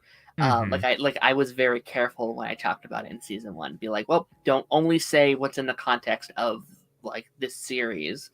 Right. So I'm curious. Right, yeah, you kind of have to dance around that, and there's a big thing. Absolutely. Yeah. But in the way that the trailers have been, they seem to somewhat hint at it due to the way that it's shot, I guess is the best way to put it. Yeah. Yeah, and this is also interesting. Like they've said game 2 will be at least 2 seasons, maybe even 3 seasons, which makes sense to me because it's like a 40-hour, 50, like it's like a long game. That it's like 2 to 3 times larger than the first game, isn't it? Yeah. Like lengthwise, I think the first game is maybe like 12 to 15 hours. Yeah, this is like 40. If like that. it's this is like a full on like RPG style kind of game. Yeah, it's very long, which and I think it's also crossed my mind where I kind of think maybe they're waiting or stretching it out for as like we're waiting for part 3 to drop, like in terms of a game. So it's Right, like so that they don't, so that they're not at a wall of like, okay, there's no more game yeah, content, so we can't make another season until we make another game. right. So I think Or there's that like, the game seems like it's based off of the show at that point too, I guess yeah. would be an interesting point. So And if you think about it like that, where it's like, okay, if it takes a year and a half to 2 years for each season, that's like 4 to 5 years for them to push out a new game, which is, I think, plenty of time, especially if they've been working on it for a yeah. while. Because it's been Yeah, a while yeah. since part 2. So, Yeah. Yeah, and I think there was rumors about some canceled multiplayer game or yep, something, I think. yep, that was canceled Um recently. yeah. So I could say, well, it was canceled because we're focusing on something else. Maybe I could see that. Mhm. Are Yeah. you okay if I put it in S? Do you think? Oh yeah, 100%. Okay. 100%. Cool. Okay, final 4. We're going on 3 hours, so I have to get you out of here. I'm so sorry. Time to go eat dinner. Yes, I'm so sorry. You're good. Wednesday, season 2, Wednesday, Netflix. Did you see season 1? I did not see it. I saw, similarly to the way that I got into You, is I saw a YouTuber that made like a, oh, Wednesday is a wacky show kind of video. So that's all I know about it. I really enjoyed Wednesday season 1. I wouldn't say it's an A or an S for me, but I really enjoyed it, and I'm curious what kind of coverage I'm doing on it, because again, like, Netflix is tough. I love Netflix's shows, but it's like, hey guys, binge watch 8 episodes of 8 hours of TV, and it's like, well, Yeah. I don't like doing that. So I think it's really, really fun, and I'm curious for season 2 because again, I don't know the Addams Family really. Like, that's not a franchise I ever grew up on, so I kind of went into it with just bare basic knowledge, just kind of it being its own little franchise, and I think it actually works very well as it kind of its own little pocket, its own little kind of thing, this little fun little coming of age like horror show kind of thing. And I've said season 2 is going to lean a lot more into the horror element of the character and less into the drama love interest kind of element. And I think that's kind of exciting. And it's kind of more of like a murder mystery kind of show, which is really fun. Nice. So I'm gonna throw it in B, but I'm excited for it. I'll definitely do some kind of something for it. Awesome. Always Sunny. I've not seen it. Okay. This is another one I was hoping to have Darth on for, because I think he's seen every season of Always Sunny. Okay. And I have not. I'm in like 3 seasons of Always Sunny, which they have short seasons, so it wouldn't be like the worst thing in the world to get caught up. But that's another one like Black Mirror, where it's like, I don't necessarily have plans right now. Or I guess it's more like Rick and Morty, where it's like, I don't technically have plans right now, but if that's something he would like to cover, right, I would be open to it. I think it'd be very interesting to cover like a sitcom, because we've never covered a sitcom before. Okay. A sitcom that's like 15 years in, so it'd be interesting to kind of see his experience with a show like that. Yeah. I'm gonna throw it in have not seen, but I'm also not like putting it past the potential whatevers. Righteous Gemstones. I have not seen the show. I assume you have not either. Not heard it. Heard of it, not seen it. Cool. I hear it's very good. It's on my list. I have not watched it. Yellow Jackets is our final thing on our list here. Interesting. So I've seen, again, this is a show that was being watched by somebody at my house. So I saw an episode or 2 here or there. Not super invested in it. However, seems like there's a lot of hype around the show. So it is something that I'm definitely open to watching if that's something that you'd be interested in covering. Here's the problem. I did kind of want to cover it this season. The issue, it comes back in like 2 weeks, and I do not have time to get caught up. Yeah. It's not going to happen for me, unfortunately. Yeah. And with so many other things at the time, I'm not going to be like, hey guys, let's cover it. Like, I'm not gonna, Right. Invincible and Daredevil. I was like, I'm not Yeah, gonna. it's like, it's kind of at the lower end of the priority totem at that point.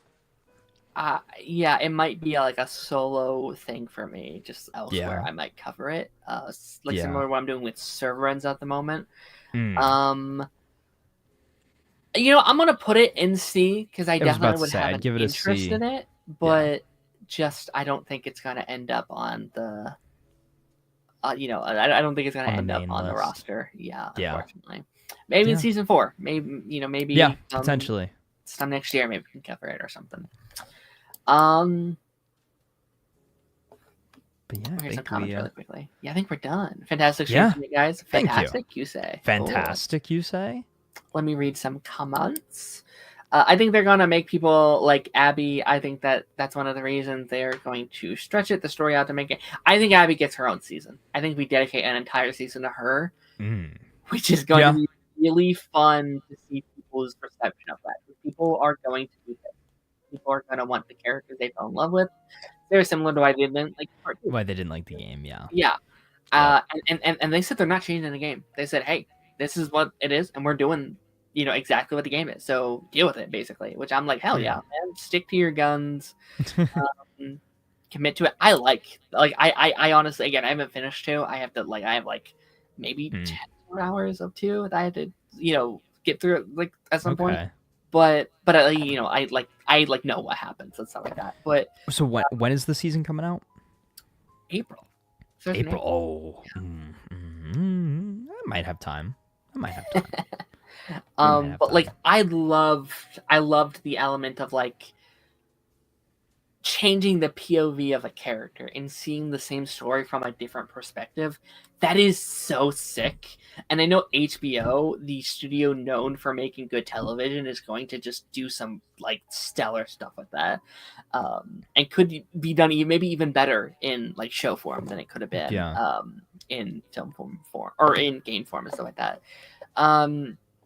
Okay, one more comment I do want to talk about, and I did kind of want to bring this up. And we don't talk about politics much on here, but I do think 2025 is going to make that hard in some regards. I don't know if I'm going to like the political, or I don't know if we're going to get political or anything like that. Watch The Boys season 5 because it is too close to reality, but I don't know yet. I am feeling the same way, and that's why I put Gen V in S tier. We don't have The Boys this season, but Taz, The Boys ends very, very, very similarly to how the world feels right now. Scary similar. And last season was very similar because we had that certain political shooting last year. That was very big news. That same week, they had an episode of The Boys where there was someone trying to shoot a political figure in that same exact week. And I was like, oh, this feels weird. And the season ends with a character kind of coming to power in a way that, come election day, was like,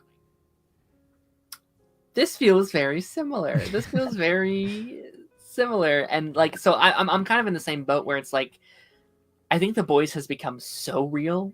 I think they've nailed it so well. So that it almost makes me too good. Yeah, it almost makes me not want to watch it because it's I kind of want to escape this.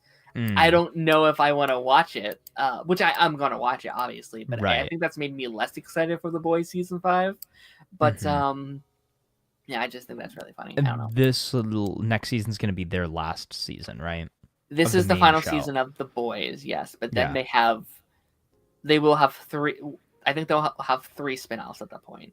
So what is it? Gen V. There's a Soldier Boy spinoff. Soldier Boy, and then there's The Boys Mexico, which we don't know anything about. Which I'll see how those goes. I'm excited to see. I think I'm excited to see how the main show ends first because I think that's really going to impact how I feel going forward. Because it's it's going to be hard. I think kind of moving on from that because one's a prequel, that's fine, that will work. Gen V I think will work. The Boys Mexico is the one I'm like, okay, we'll see. I don't know how that's going to work. But what are we doing in Mexico? Yeah, it's so separate from what we're doing, and I'm not against it. But I was just okay, what's the new status quo once the main show is over? Thank you, Taz, for hanging with me. Yes, of course. It was fun. It was fun. We should be back next week for more Spider-Man. And most likely Invincible Season 3. At least I will be covering Invincible Season 3. I don't know if the other boys will be caught up in time, but I will try. I will try my best. I'm gonna truck through it. Absolutely. Anywhere people can find you, Taz? Anything you want to promote? Shout out? whatever. YouTube.com/ToxicTaz, and I've been promising that Skeleton Crew review for a while now. I think I might finally be able to get it up tomorrow, if not tomorrow, by like Saturday-ish. Amazing. So Very yeah. excited to watch that. And check out the pipeline this Thursday. Speaking of Invincible, we'll be joined by Mr. Lance Geek Jumps. We're going to be ranking some Invincible characters. And so look out for that on Thursday. And yeah, without further ado, we'll see you on the flip side. Bye-bye.